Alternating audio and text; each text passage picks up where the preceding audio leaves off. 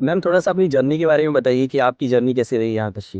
2005 में मैंने MBBS join किया केजीएमसी में। प्लास्टिक सर्जन बनना है। किंग जॉर्ज मेडिकल यूनिवर्सिटी शुरू से ही काफ़ी रेप्यूटेड यूनिवर्सिटीज़ में रही है कि प्लास्टिक सर्जरी का मतलब कि आप बस जाएँगे ओटी में और ओटी से बाहर निकलेंगे तो आपका चेहरा चेंज हो जाएगा। बिल्कुल। अगर हम हेयर ट्रांसप्लांटेशन की बात करें या चिन ऑगमेंटेशन की बात करें, ऋतिक रोशन को अगर आप ध्यान से देखें तो उनके आँख के किनारे की तरफ वॉर मूवीज़ में बहुत अच्छे से दिखाई दे रहा है, वो एप्रिशिएबल है। तो क्या झाइयाँ मैडम पूरी तरीके से ठीक की जा सकती है? हेयर ट्रांसप्लांट कितना सक्सेसफुल है? ये भी एक्सपर्ट हैंड्स में ही होने चाहिए प्रोसीजर्स। मैम किसी ने हेयर ट्रांसप्लांट करवा लिया है, लेकिन अब बॉडी फिर से उसको रिजेक्ट कर सकती है। ब्लाइंडनेस भी रिपोर्टेड हैं। रेखा जिस एज ग्रुप में हैं, बोटॉक्स, फिलर्स वो प्रॉपर तरीके से उनमें यूज़ हुआ है। दूसरा आजकल जॉ लाइन लोगों को बहुत प्रोमिनेंट चाहिए। क्या ब्रेस्ट ऑगमेंटेशन का ब्रेस्ट फीडिंग से कोई लेना-देना है? तो मैम यदि कोई अपनी बॉडी से खुश नहीं है, कोई मेल फीमेल बनना चाहता है और कोई फीमेल मेल की बॉडी चाहता है, तो क्या ऐसी सर्जरी पूरी तरीके से पॉसिबल है? गायनिकोमेसिया एक समस्या होती है जिसमें पुरुषों के वक्ष ऐसे लगने लगते हैं जैसे स्त्रियों जैसे हो गए। 35 साल की यदि कोई महिला है और उसकी बॉडी अब वेट उसका काफ़ी बढ़ गया है, तो अगर वो चाहती है मूवी मेकओवर करवाना, पूरी की पूरी बॉडी वापस से अपनी पहले जैसी पाना चाहती है, उसको कितना खर्चा आएगा?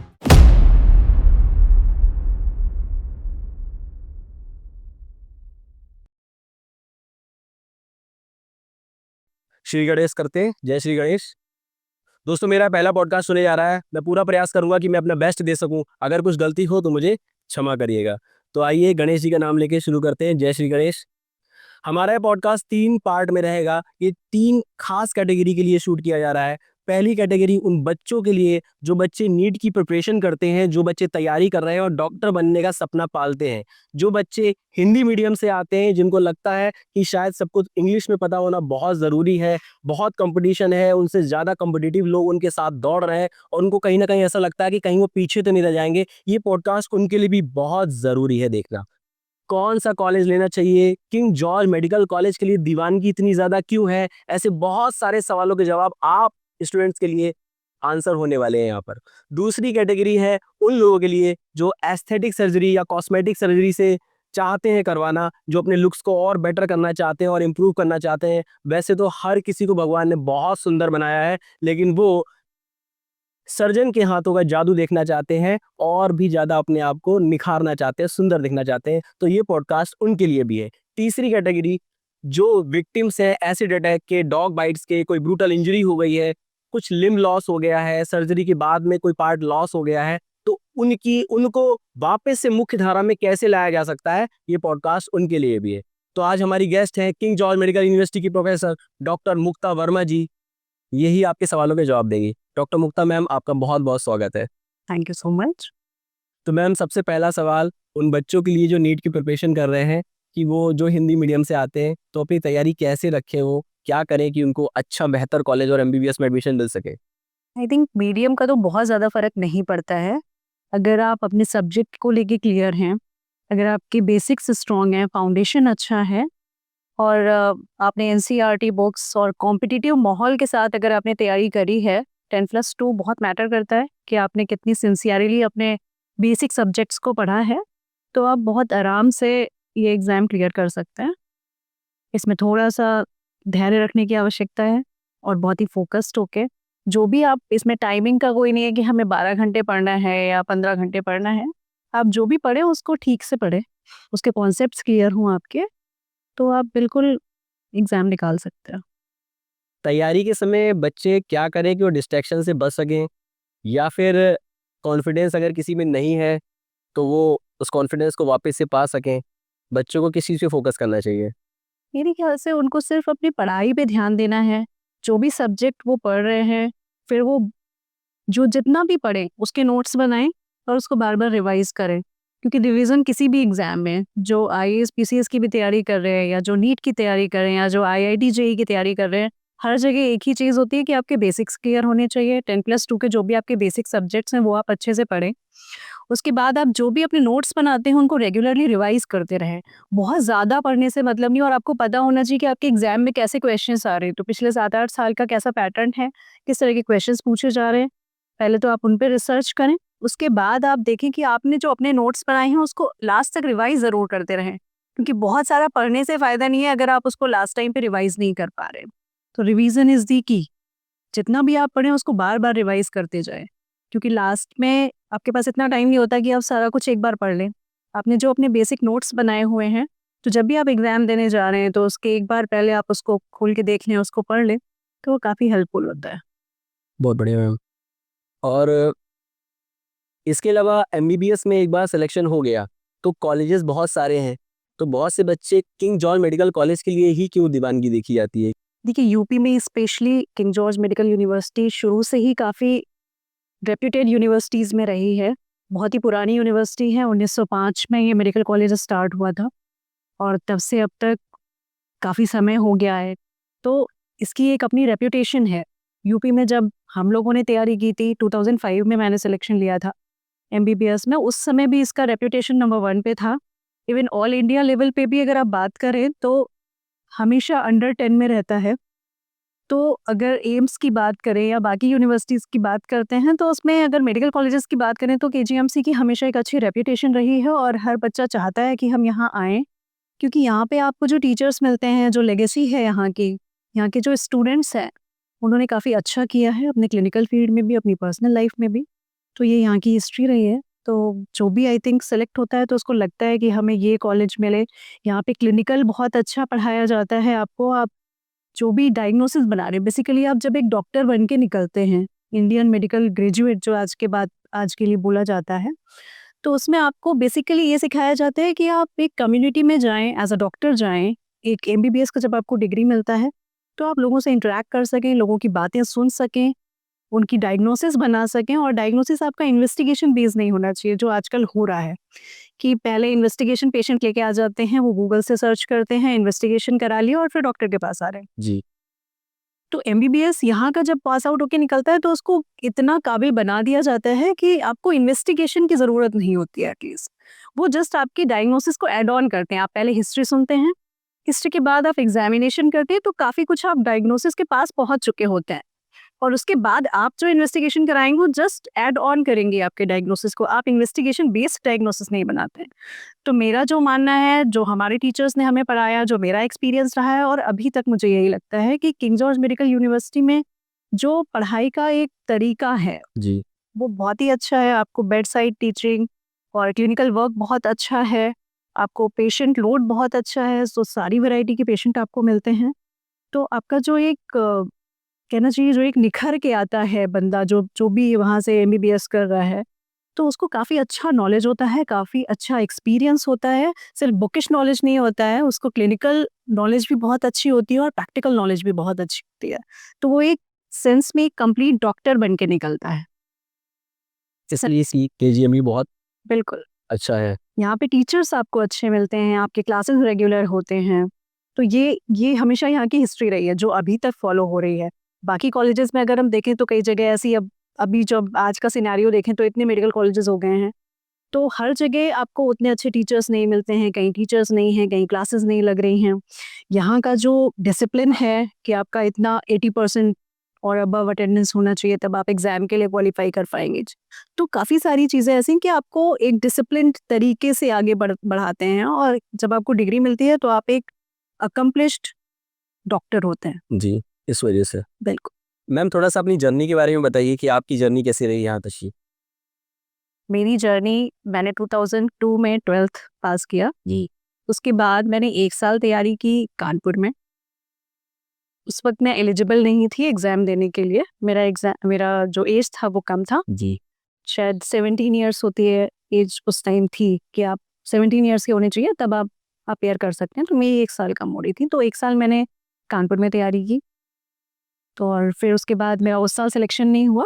मेरे जो भी मार्क्स आए थे वो जस्ट बॉर्डर लाइन पहुँच रहे थे, बट मैं सिलेक्शन क्राइटेरिया में नहीं थी।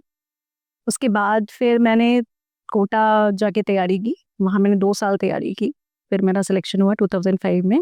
2005 में मैंने एमबीबीएस ज्वाइन किया केजीएमसी में। फिर 2010 में मेरा एमबीबीएस कंप्लीट हुआ। उसके बाद 1 साल इंटर्नशिप था। फिर ऑल इंडिया का एग्ज़ाम दिया पीजी के लिए। उसमें मेरा जो रैंक था उसके अकॉर्डिंग मैंने सबसे पहले ईएनटी ली थी, सफदरजंग की। फिर सेकंड काउंसलिंग का भी चांस था, तो उस वक्त लगा कि नहीं, मुझे साइकेट्री ऑप्ट करनी चाहिए। तो मैंने बनारस हिंदू यूनिवर्सिटी की साइकेट्री ली, जो बड़ा ही फुलफिलिंग टाइम था मेरी लाइफ का। मुझे बड़ा अच्छा लगता था वहाँ कभी भी एज अ GR1 फीलिंग नहीं आई कि मैं बहुत जूनियर हूँ, कि साइकेट्री एक ऐसी ब्रांच है जहाँ आपके 1-to-1 कनेक्शन होते हैं पेशेंट के साथ। आपको डे 1 से एक अलग सेपरेट कैबिन मिलता है, पेशेंट के साथ आप 1-to-1 बात करते हैं, इंटरेक्ट करते हैं। सीनियर्स बहुत अच्छे थे, वहाँ का माहौल बहुत अच्छा था, सब लोग बड़े कोऑपरेटिव थे। जी। जब आप जाते हैं तो आप सबसे जूनियर होते हैं, सभी आपको बड़ा पैम्पर करके रखते हैं, तो वहाँ का माहौल बहुत अच्छा था।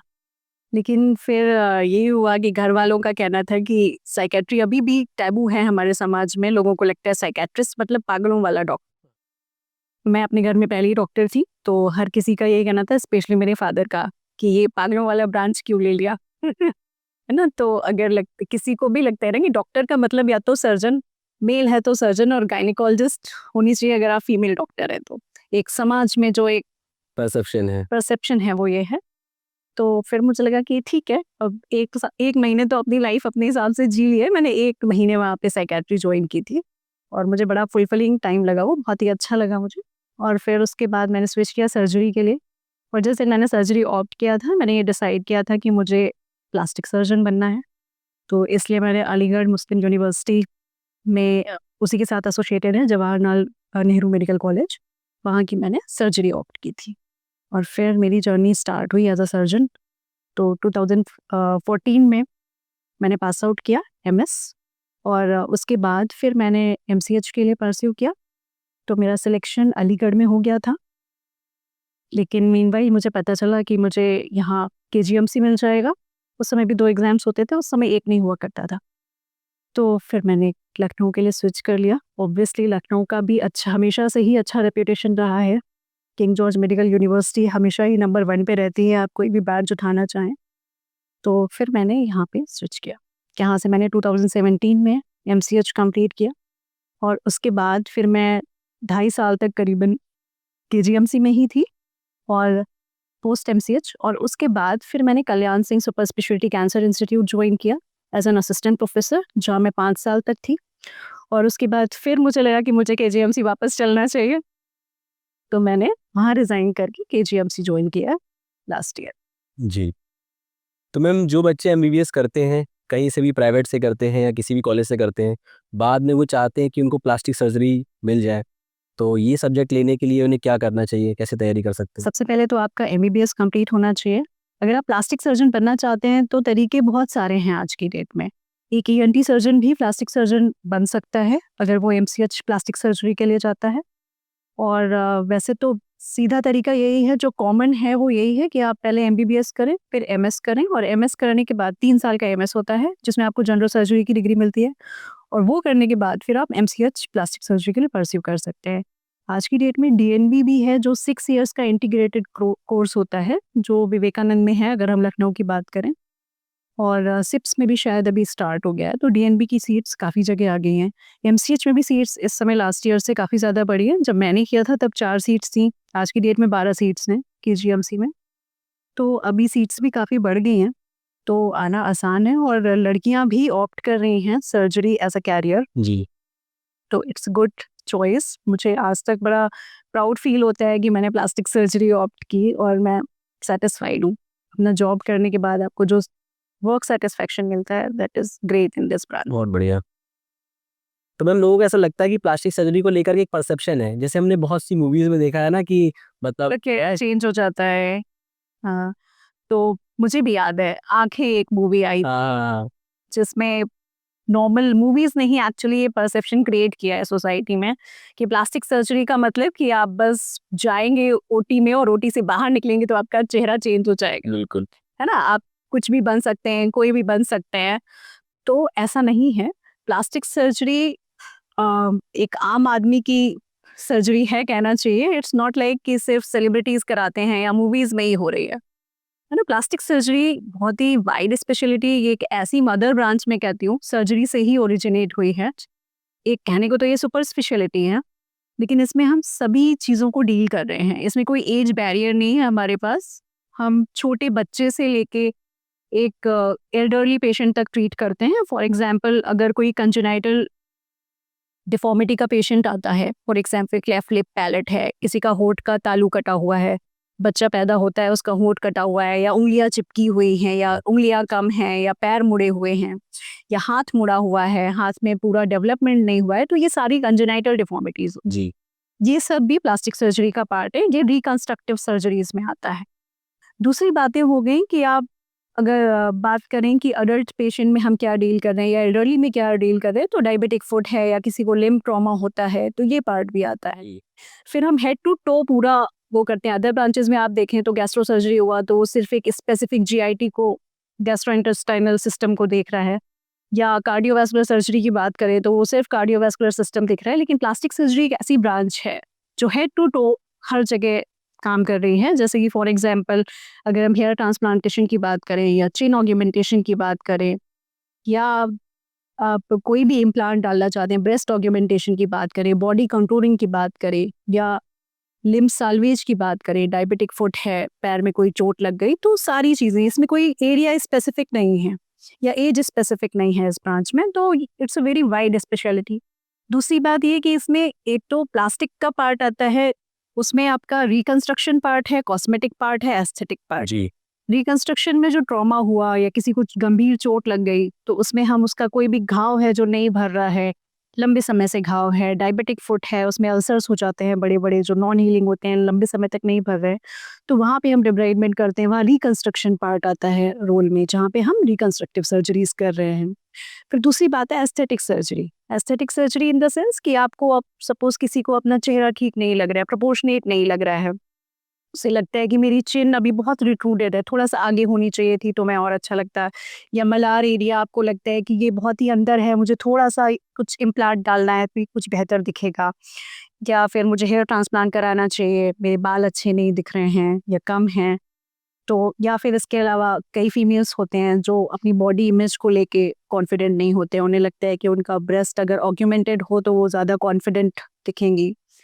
तो ये सारी चीज़ें हैं, तो इसमें एस्थेटिक पार्ट भी आता है, रिकंस्ट्रक्टिव पार्ट भी आता है, तो वाइड स्पेक्ट्रम है ऐसा स्पेशलिटी में। मतलब प्लास्टिक सर्जरी जो है वो एक तरीके से और कॉस्मेटिक एक चीज़ और, इसमें हम प्लास्टिक नहीं यूज़ करते। जो सोसाइटी में एक मिथ है, उनको लगता है प्लास्टिक सर्जरी मतलब कि प्लास्टिक सर्जरी है, अब आप प्लास्टिक लगा दो, तो हम प्लास्टिक नहीं लगाते। We can use implants, we can use silicon implants और anything else, but plastic surgery का मतलब ये बिल्कुल नहीं है कि आप आएंगे और कई बार मरीज आता है ओपीडी में, वो बोलता है डॉक्टर साहब हमें तो प्लास्टिक सर्जरी करानी है। हम लोग उससे क्वेश्चन पूछते हैं आप क्या कराने आए हैं, आप क्यों आए हैं, क्या समस्या है, बोलेंगे हमें तो प्लास्टिक सर्जरी करानी है।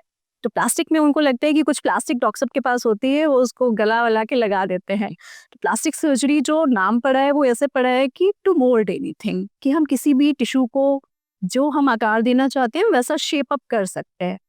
तो ऐसे इसका नाम प्लास्टिक है, लेकिन ये बिल्कुल मतलब नहीं है कि हम प्लास्टिक लगा रहे हैं इसमें। बिल्कुल बिल्कुल। अब हम लोग थोड़ा सा कॉस्मेटिक सर्जरी से रिलेटेड बात करते हैं।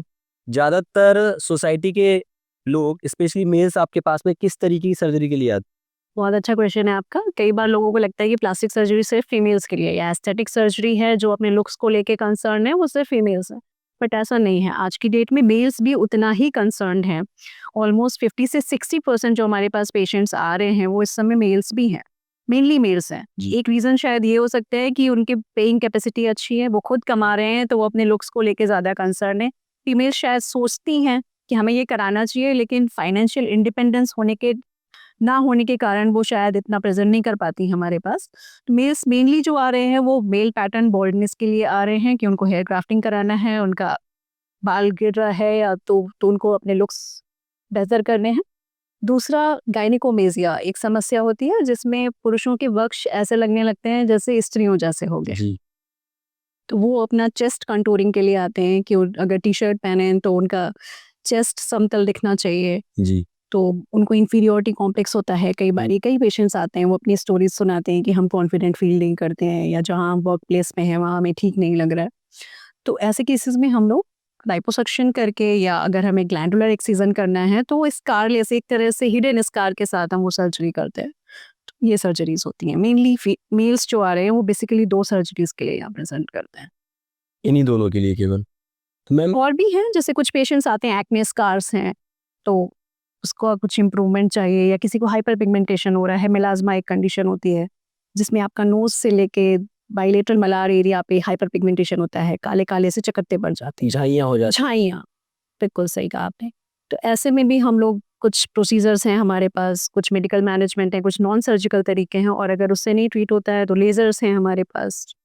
तो अगर लेजर भी कई बार फेल होता है तो फिर हम कई बार केमिकल पील्स या फिर डर्माब्रेजन, इस तरह की चीज़ें, माइक्रो डर्माब्रेजन, ये सारी चीज़ें कर सकते हैं।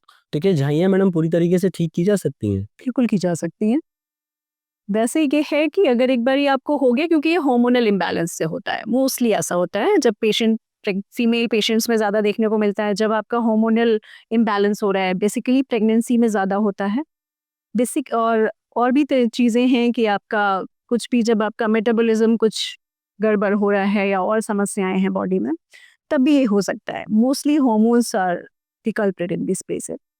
तो इसको जड़ से ख़त्म करना तो थोड़ा-सा मुश्किल होता है कई बार। कुछ पेशेंट्स में बहुत अच्छा रिस्पॉन्स आता है। मैं ये नहीं कहूँगी कि बिल्कुल नामुमकिन है ये करना, लेकिन मल्टी मोडालिटी अप्रोच हमेशा अपनाते हैं हम लोग। धूप से बचना ही है आपको, हीट से बचना ही है आपको, जिसको भी झाइयाँ हो रही है, मतलब आपकी स्किन ज़्यादा सेंसिटिव है। अब वही बात हो गई कि कैंसर सिगरेट पीने से होता है, ये सबको पता है। इवन उसके पैकेट पे लिखा हुआ है, लेकिन हर व्यक्ति जो सिगरेट पी रहा है उसको कैंसर नहीं हो रहा है। बिल्कुल। है ना? कुछ ही पेशेंट्स हैं जिनको कैंसर हो रहा है।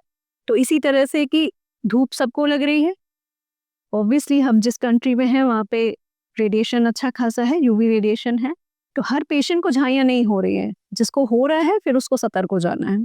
तो उसको धूप से बचना है, ये आपका लाइफ लॉन्ग है। कुछ आपका लाइफस्टाइल मॉडिफिकेशन इस हिसाब से आपको करना है कि आप धूप में ज़्यादा ना रहें, अगर जाएँ तो सनस्क्रीन अप्लाई करें।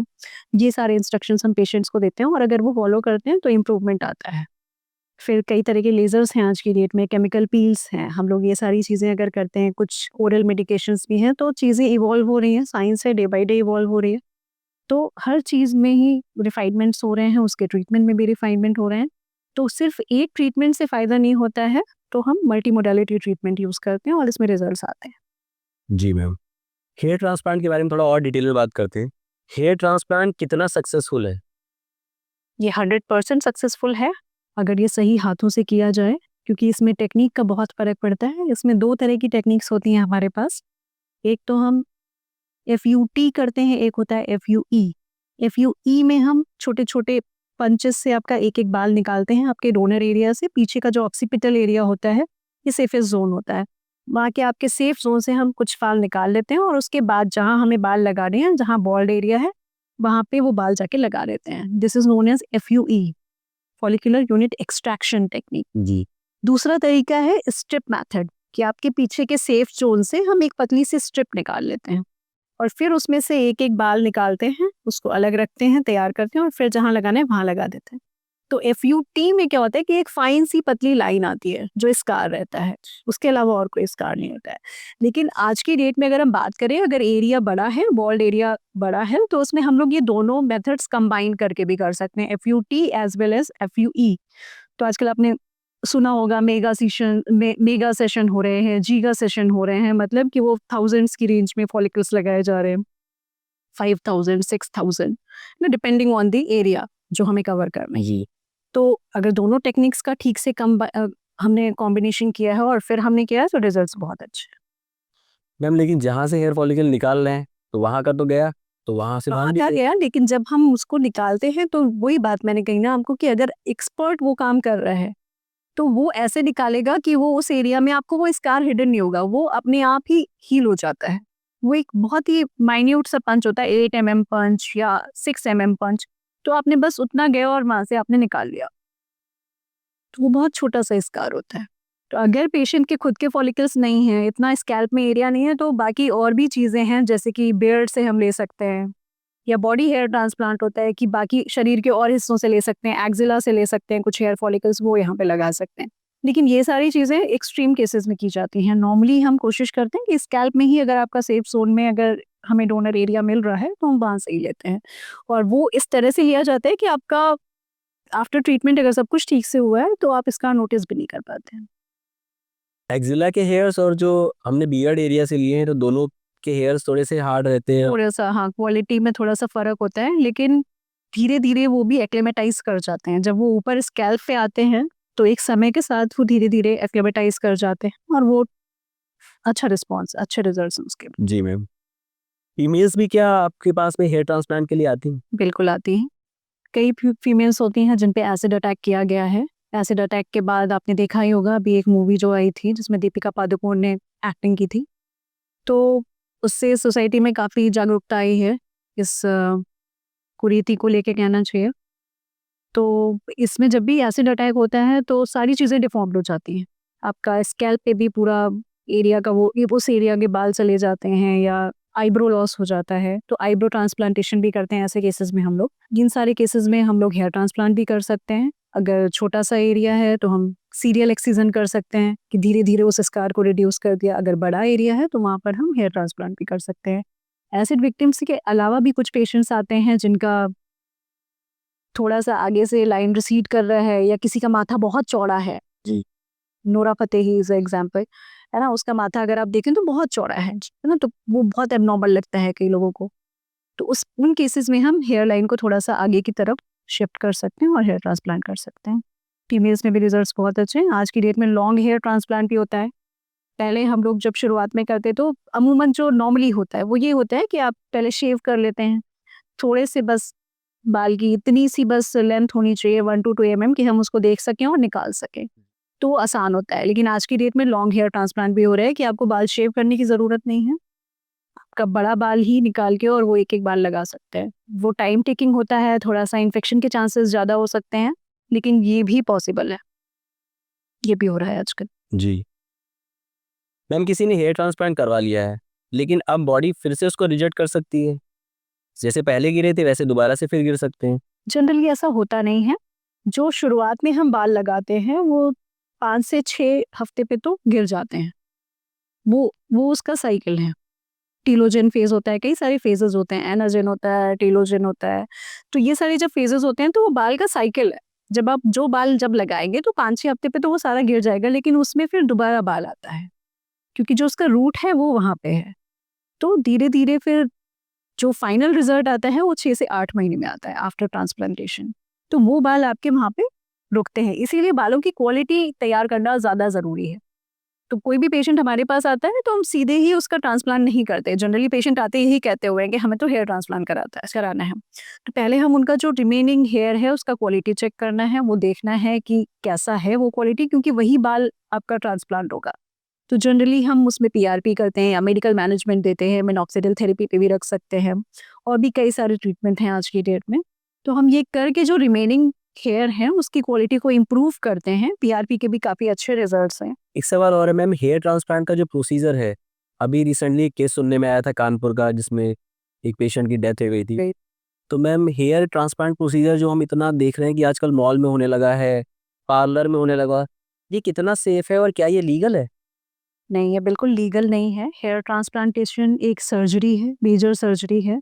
भले ही हम उसे लोकल एनेस्थीसिया में कर रहे हैं, लेकिन ये एक एक्सपर्ट के द्वारा ही किया जाना चाहिए। आजकल टेक्नीशियंस भी खुद को हेयर ट्रांसप्लांट सर्जन की तरह रिप्रेजेंट कर रहे हैं सोसाइटी में, और कहीं भी ये प्रोसीजर हो रहा है। तो और उसके रिजल्ट्स भी हमें देखने मिल रहे हैं। कई बहुत सारे केसेस हुए हैं। अभी रिसेंटली कानपुर में एक केस हुआ। ये तो एक वो केस था जो नोटिस में आया।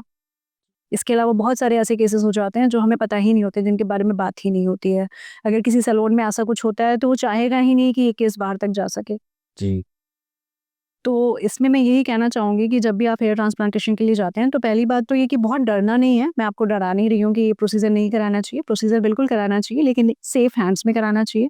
आप अपने डॉक्टर के क्रेडेंशियल्स ज़रूर चेक करें कि उसका क्या डिग्री है, क्या क्वालिफिकेशन है, वो एक्चुअली ये प्रोसीजर परफॉर्म कर भी सकता है या नहीं। ये एसेप्टिक कंडीशन में होना चाहिए, स्टेराइल एनवायरनमेंट में, ओटी में होना चाहिए। जैसे जो डेथ्स भी हुई हैं तो वो इन्फेक्शन की वजह से हुई हैं, नेक्रोटाइजिंग फेशियाइटिस की वजह से हुई हैं। कई बार पूरा स्कैल्प ही लॉस हो जाता है, पूरे स्कैल्प में इन्फेक्शन हो गया है, क्योंकि ये इन्वेजिव प्रोसीजर है। आप वहाँ पे निकाल रहे हैं, एक-एक फॉलिकल निकाल रहे हैं या स्ट्रिप भी निकाल रहे हैं, तो वहाँ पे आप स्टिचेस लगा रहे हैं, है ना? तो यहाँ पे अगर इन्फेक्शन जाएगा तो फिर वो डेडली कॉम्बिनेशन हो सकता है। प्लस प्रोलॉन्ग प्रोसीजर होता है, करीबन 7 से 8 घंटे लगते हैं। अगर अच्छा खासा एरिया हमें कवर करना है, अगर पूरा हेयर लाइन है या कोई स्पेसिफिक एरिया है या एडवांस स्टेज है, इसकी कई सारे ग्रेड्स होते हैं बॉयज के। तो अगर सीवियर ग्रेड है, 3-4 है, तो उस केस में आपको मेजर एरिया कवर करना होता है और वो करीबन 7 से 8 घंटे लेता है। और अगर पेशेंट को डायबिटीज़ है या हाइपरटेंशन है, तो इन केसेस में हमें और सावधानी से ये प्रोसीजर करना चाहिए। पेशेंट के सारे इन्वेस्टिगेशन, सारा वर्कअप करा के उसके बाद ही हमें उस ओटी के लिए लेना चाहिए। जिनको हाइपरटेंशन है या डायबिटीज़ है, क्या ऐसे पेशेंट्स भी हेयर ट्रांसप्लांट करवा सकते हैं सेफली? करा सकते हैं अगर आपका डायबिटीज़ कंट्रोल्ड है, शुगर कंट्रोल्ड है, अगर आपको कोई बहुत ज़्यादा दिक्कत नहीं है, चीज़ें अनकंट्रोल्ड नहीं हैं। बेसिकली इन्हीं को डायग्नोज़ करते हुए और इनका प्रॉपर ट्रीटमेंट करते हुए आप चीज़ें करा सकते हैं। फिर रिज़ल्ट्स अच्छे हैं, कई पेशेंट्स कराते हैं और बहुत अच्छे रिज़ल्ट्स। मैम, जब से सोशल मीडिया बहुत ज़्यादा आया है, इंस्टाग्राम, फेसबुक, यूट्यूब, तो सेल्फीज़ का एक ट्रेंड चलने लगा है। तो क्या अभी आपने इतने सालों की प्रैक्टिस में देखा कि इस समय पेशेंट्स बहुत बढ़ गए हैं? यंगस्टर्स बहुत बड़े हैं, लोग अपने लुक्स को लेके काफ़ी कॉन्शियस हो गए हैं, उन्हें लगता है कि हमारी सेल्फी में हमें ऐसे दिखना है, हमें बहुत एकदम स्टार लाइक फीलिंग आनी चाहिए, या सेल्फी पाउट, है ना? Lip augmentation, fillers, threads, skin हमें सैगी नहीं दिखनी चाहिए, हमें एजेड लुक नहीं चाहिए, है ना? हमारे सारे जो फेस के प्रोपोर्शंस हैं एकदम प्रोपोर्शनेट होने चाहिए। सेल्फी हमारी अच्छी लगनी चाहिए बेसिकली। तो चाहे वो फ़िल्टर से लगे या अगर हम खुद ही भी अगर अच्छे लग सकते हैं तो ज़्यादा अच्छी बात है। तो कई पेशेंट्स आते हैं, यंगस्टर्स ज़्यादा आते हैं। तो बिल्कुल सोशल मीडिया के आने के बाद या इंस्टा या फ़ेसबुक के आने के बाद ये चीज़ें तो बूम अप हुई हैं और पेशेंट्स भी आते हैं। मैम, बोटॉक्स और फिलर्स में क्या अंतर है? देखिए ये नॉन सर्जिकल पार्ट हो जाता है, नॉन सर्जिकल फेशियल एस्थेटिक्स, और बेसिकली फेशियल रिजुविनेशन की बात है। जब भी आप यंग दिखना चाहते हैं, है ना? जैसे फॉर एग्जांपल आप रेखा की बात करें, रेखा जिस एज ग्रुप में है, जया बहादुरी भी लगभग उसी कंटेम्प्रेरी एज में है। तो आप दोनों में देखें तो आपको बहुत अंतर दिखता है ना? तो रेखा जी बोटॉक्स, फिलर्स वो प्रॉपर तरीके से उनमें यूज़ हुआ है। अगर अभी आप बात करें, आपने सुष्मिता सेन को अगर देखा हो, जी। गौरी मूवी के लिए उन्होंने जो ट्रांसजेंडर का रोल किया, उसमें उनके फिलर्स इतने ज़्यादा उनके फेस पे डाले गए कि वो अभी भी वैसा ही लुक आता है। वो अभी भी आजकल अगर आ रही हैं तो उतने ही फिलर्स के साथ आपका फेस बहुत ही बॉसी लुक देता है। तो ये सब चीज़ें बड़ा प्रोपोर्शनेट तरीके से आपको डालना है। बोटॉक्स की अगर बात करें तो बोटॉक्स एक तरह का टॉक्सिन है, न्यूरोटॉक्सिन है, जो क्या करता है आपकी मसल्स में हम उसको इंजेक्ट करते हैं। जैसे अगर आपको फोरहेड पे रिंकल्स हैं, तो अगर आपने वहाँ पे उसे इंजेक्ट कर दिया तो आपकी वो लाइंस नहीं दिखाई देंगी, वो मसल काम नहीं करेगी, तो आपका फोरहेड समतल दिखाई देता है, उस पे कोई आपको लाइंस नहीं दिखाई देंगी, जो माइमेटिक लाइंस हैं। बेसिकली जब आप हमें सिकोड़ रहे हैं या बात कर रहे हैं, माथा ऊपर की तरफ सिकोड़ रहे हैं, तो वो जो हॉरिजॉन्टल लाइंस होती हैं, अगर आपने बोटॉक्स लगाया है तो वो नहीं पता चलेंगी। जैसे हेमा मालिनी जी हैं, धर्मेंद्र जी हैं, ये सारे लोग इस तरह के प्रोसीजर्स यूज़ करते हैं। कई सारे हमारे सेलिब्रिटीज़ हैं, अब तो ये सारी चीज़ें बहुत यंग लोग भी यूज़ कर रहे हैं ताकि हमको उनको एजिंग ना दिखाई दे फेस पे। रिंकल फ्री आजकल एक ट्रेंड चला है सोशल मीडिया पे कि रिंकल्स नहीं दिखने चाहिए। क्रोज़ फीट, जो आँख के किनारे-किनारे आपको लाइन्स दिखती हैं कि हम लोग क्रोज़ फीट कहते हैं। तो इनके लिए भी जैसे ऋतिक रोशन को अगर आप ध्यान से देखें तो उनके आँख के किनारे की तरफ वॉर मूवीज़ में बहुत अच्छे से दिखाई दे रहा है, वो एप्रिशिएबल है। लेकिन वो नहीं कराते, वो ऐसा प्रोसीजर नहीं करा रहे हैं। तो जो जैसे यहाँ पे मैरियोनिक लाइन्स होते हैं ना, गाल और मलार एरिया में आपको एक डेफिनेट लाइन दिखाई देती है ना? तो ये सारे लाइन्स होते हैं। फिर जब आप जैसे-जैसे एज होती है तो आपका फैट कम होता जाता है, बोनी रिज़ॉर्प्शन होता है, फैट कम हो रहा है, प्लस आपकी स्किन सैग करती है ड्यू टू ग्रेविटी, है ना? तो अगर आप अपना किसी का भी अगर पहले का यंगर लुक देखें और बाद का फ़ोटो देखें, एक एजेड व्यक्ति का फ़ोटो देखें, तो आपको लगेगा कि ये जॉउल्स आ रहे हैं, स्किन लटक रही है।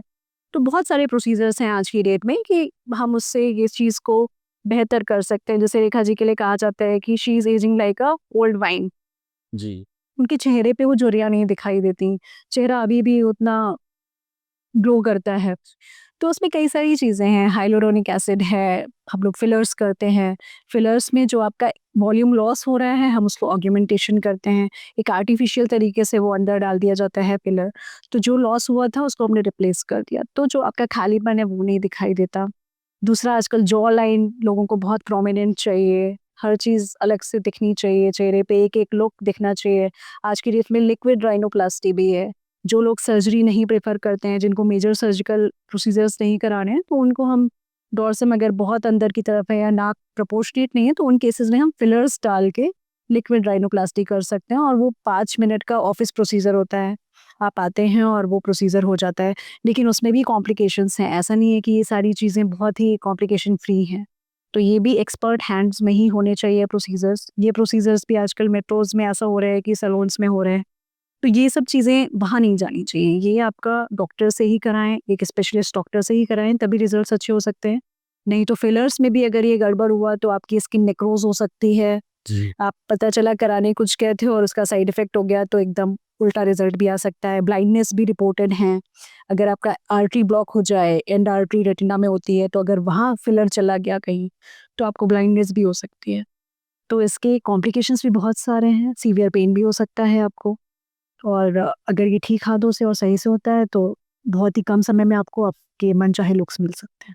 मतलब आप कहना चाहते हैं कि अगर फिलर गलत तरीके से, फिलर का मतलब ये कि फिल किया जा रहा है, फ़िल किया जा रहा है टिप। अगर हमने गलत तरीके से फिल किया है तो आर्टरी को ब्लॉक कर अगर ये आर्टरी में चला गया है गलती से या वेन में चला गया है, तो उस एरिया की ब्लड सप्लाई आपकी लॉस हो जाएगी। जी। और फिर जिस भी एरिया का ब्लड सप्लाई गया है तो रिजल्टेंट इफेक्ट्स आ सकते हैं। मान लीजिए अगर आपका रेटिना आर्टरी ब्लॉक हो गया है तो आपको ब्लाइंडनेस भी हो सकती है। बहुत ही अच्छी बात बताई मैम आपने। अगर किसी ने फिलर्स या बोटॉक्स करवाया है, उसके बाद कुछ कॉम्प्लिकेशन आ रहे हैं, तो वो कॉम्प्लिकेशन क्या-क्या हो सकते हैं? एक तो आपने बताया कि ब्लाइंडनेस भी हो सकती है, लेकिन ये रेयर कॉम्प्लिकेशन है, ये बहुत कॉमन नहीं है, लेकिन ये भी हो सकता है। आपको एक माइंड में कराने से पहले ये भी रखना है, दिमाग में ये रखना है। दूसरा ये अगर किसी ने सपोज़ बोटॉक्स कराया है, कई सारे लोग होते हैं जिनको जस्ट शूट करना है उसके बाद, कई सारे सेलिब्रिटीज़ मोस्टली सेलिब्रिटीज़ या ऐसे ही लोग करा रहे हैं। तो उस केस में ये हो सकता है कि मान लीजिए आप सुपरफिशियल ही कुछ रिंकल हटाना चाहते थे, अगर वो डीप चला गया है, तो फिर आपका वो मसल का फंक्शन लॉस हो सकता है या आपकी स्माइल भी एसिमेट्रिक हो सकती है, क्योंकि हमने तो बोटॉक्स ऊपर की लेयर में लगाना चाहा था। मान लीजिए अगर वो डीप जा रहा है तो आपकी इधर की मसल अगर पैरालाइज हो गई तो आपकी स्माइल भी एसिमेट्रिकल हो सकती है, या और उसमें करीबन 5 से 6 महीने लगते हैं उसका इफेक्ट जाने में। क्योंकि जब भी हम बोटॉक्स कराते हैं तो उसको आपको रिपीटेडली कराना होता है। 6 महीने में जब भी उसका इफेक्ट जाने लगता है तो आपको दोबारा कराना होता है। उसको टॉप अप कहते हैं हम लोग, या टच अप कहते हैं। तो अगर इस तरह की प्रॉब्लम हो सकती है। दूसरा ये कि मान लीजिए अगर आर्टरी में चला गया, अगर आपने फिलर कराया, अगर वो आर्टरी में चला गया है, तो आपको सीवियर पेन होगा, वहाँ पे पेलनेस हो सकती है ना? स्किन आपको पेल दिखाई दे सकती है वहाँ पे, क्योंकि उसका ब्लड सप्लाई बंद हो गया है और आपको पेन बहुत सीवियर होगा, इस्चीमिक पेन होता है वो, जो नॉर्मल पेन किलर से नहीं जाएगा। और दूसरा ये कि आपका अगर ब्लड सप्लाई जाएगा वो एरिया नीला पड़ सकता है, काला पड़ सकता है, कंट्यूजन्स हो सकते हैं, क्योंकि ये इंजेक्शंस होते हैं, माइन्यूट इंजेक्शंस होते हैं जिसमें बहुत पेन नहीं होता है। लेकिन अगर आपको पेन हो रहा है तो ये खतरे की घंटी हो सकती है और आपको अपने एक्सपर्ट डॉक्टर से मिलना चाहिए। क्या इन सारे कॉम्प्लिकेशन से निपटा जा सकता है?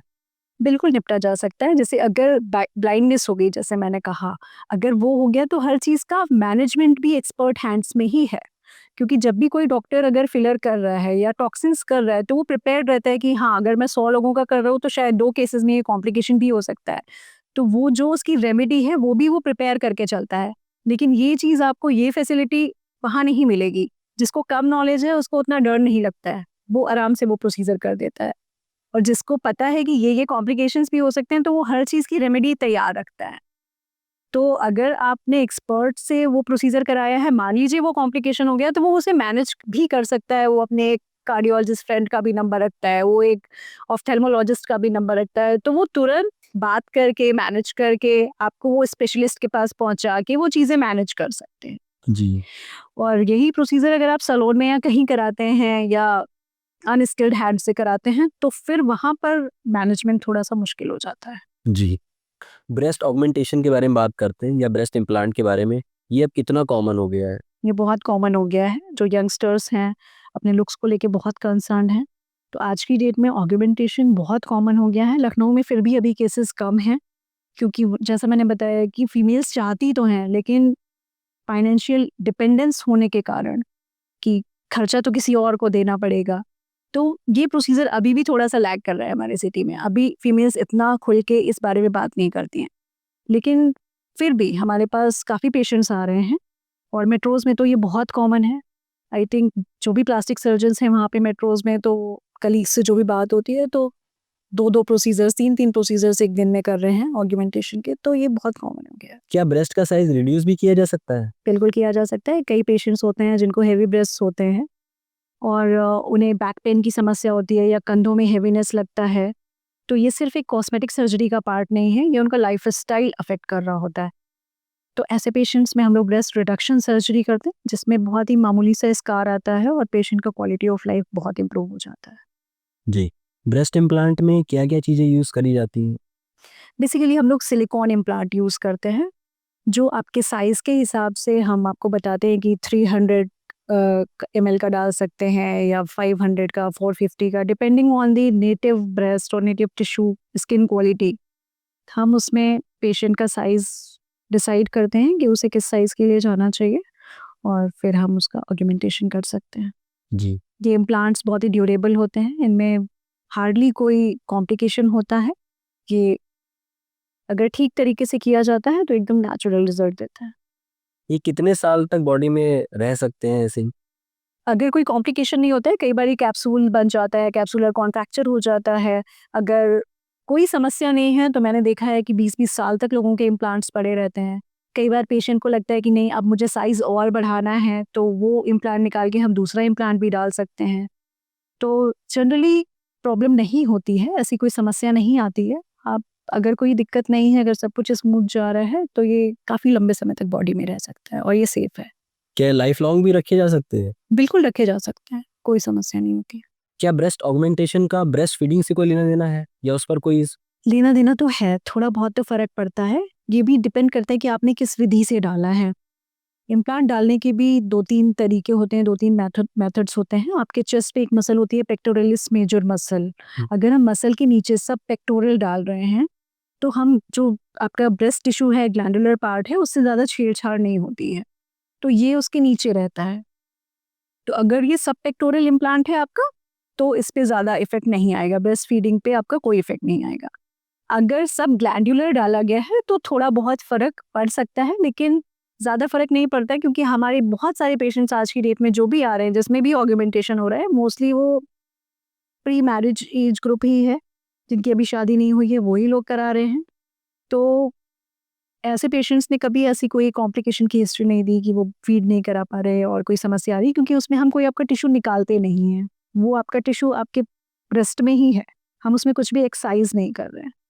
तो उसी में प्लेन बना के और इम्प्लांट को डाल दिया जाता है, तो ऐसी समस्या नहीं आती है। क्या ऐसा भी संभव है कि किसी ने ब्रेस्ट इम्प्लांट डलवाया हो और मतलब ये चीज़ इसका कोई स्कार ही ना बने?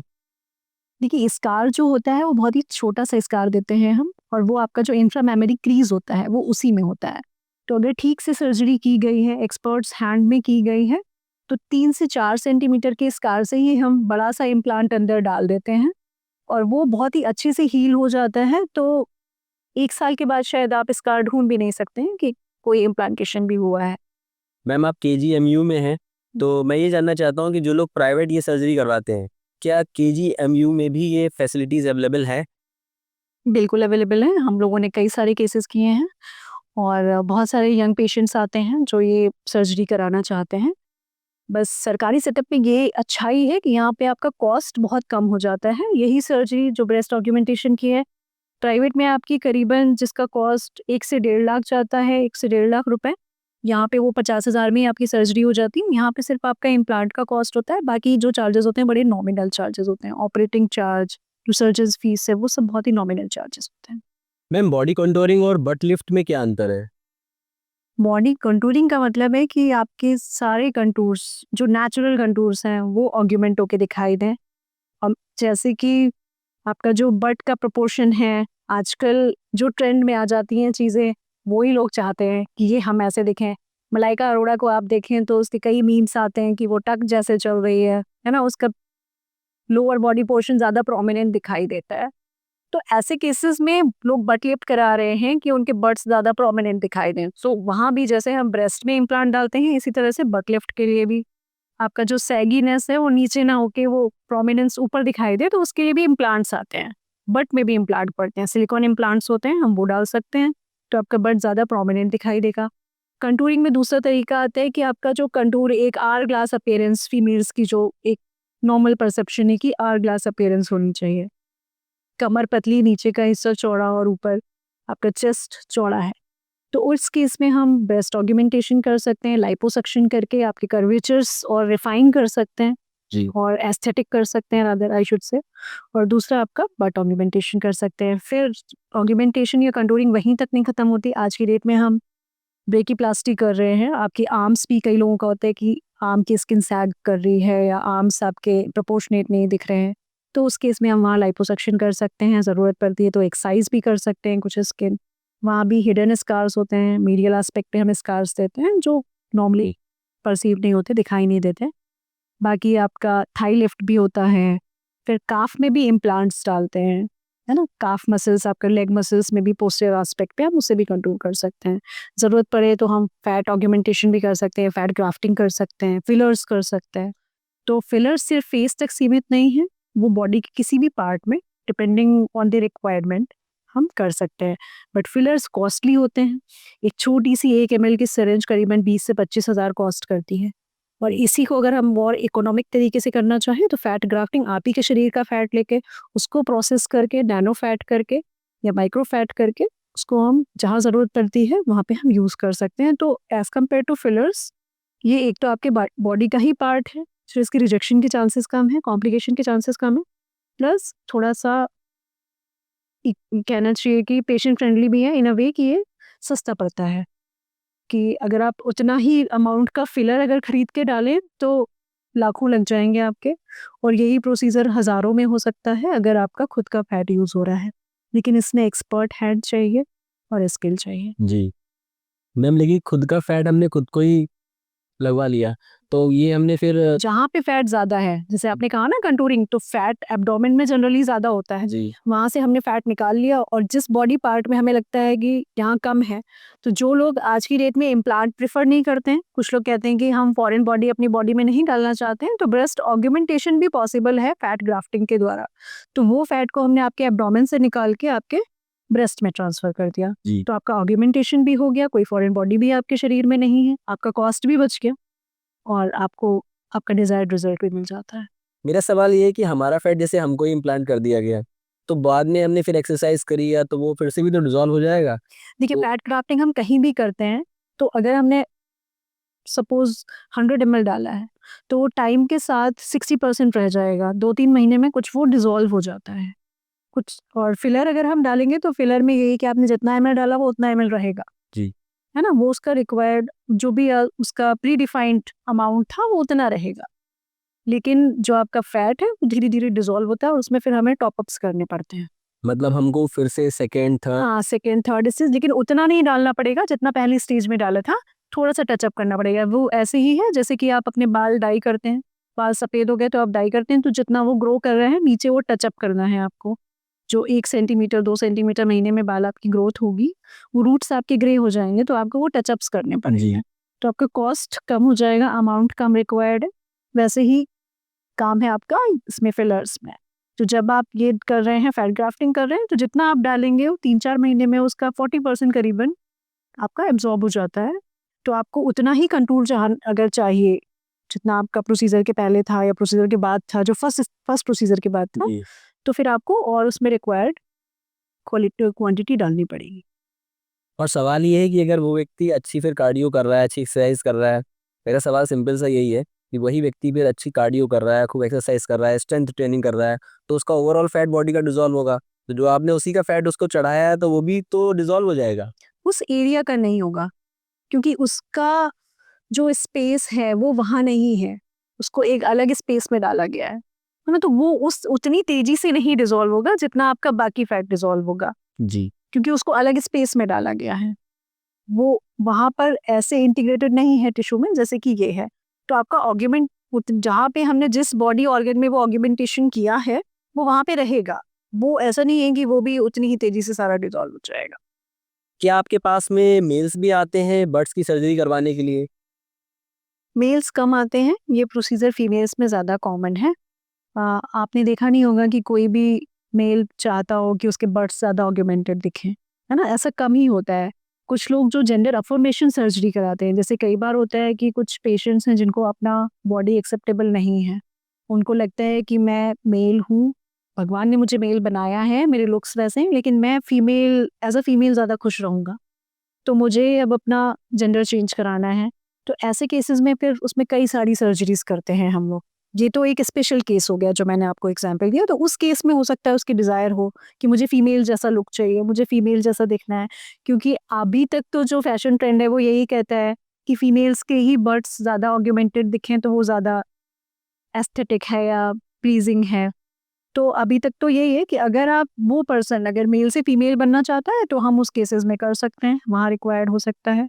बाकी जनरली मेल्स ये डिमांड नहीं करते। मेल्स के लिए ये है कि हम पेक्टोरल इम्प्लांट्स करते हैं। मेल्स चाहते हैं कि उनके जो बॉडी के कंटूर्स हैं, अगर वो शर्टलेस होके अपना फोटोशूट कराना चाहें तो उनका पेक्टोरलिस मेजर अलग दिखना चाहिए, पेक मसल अलग दिखना चाहिए, जो आपके सिक्स पैक एब्स हैं वो अलग दिखने चाहिए। तो this is a part of body contouring. तो पेक्टोरल इम्प्लांट्स भी आते हैं, डेल्टॉइड इम्प्लांट्स भी आते हैं, बाइसेप्स इम्प्लांट्स भी आते हैं। किसी का बाइसेप्स अगर बहुत डिफाइंड नहीं है तो एक तो तरीका है कि हम लाइपोसक्शन करके उसको हाई डेफिनेशन लाइपोसक्शन कहते हैं, एक तो ये कर सकते हैं। अगर उससे भी नहीं हो रहा है, अगर पेशेंट सेटिस्फाइड नहीं है, उसको बहुत ज़्यादा डिफाइंड कंटूरिंग चाहिए तो हम उसमें इम्प्लांट डाल सकते हैं। सिलिकॉन इम्प्लांट्स आते हैं, वो डाल सकते हैं। जी।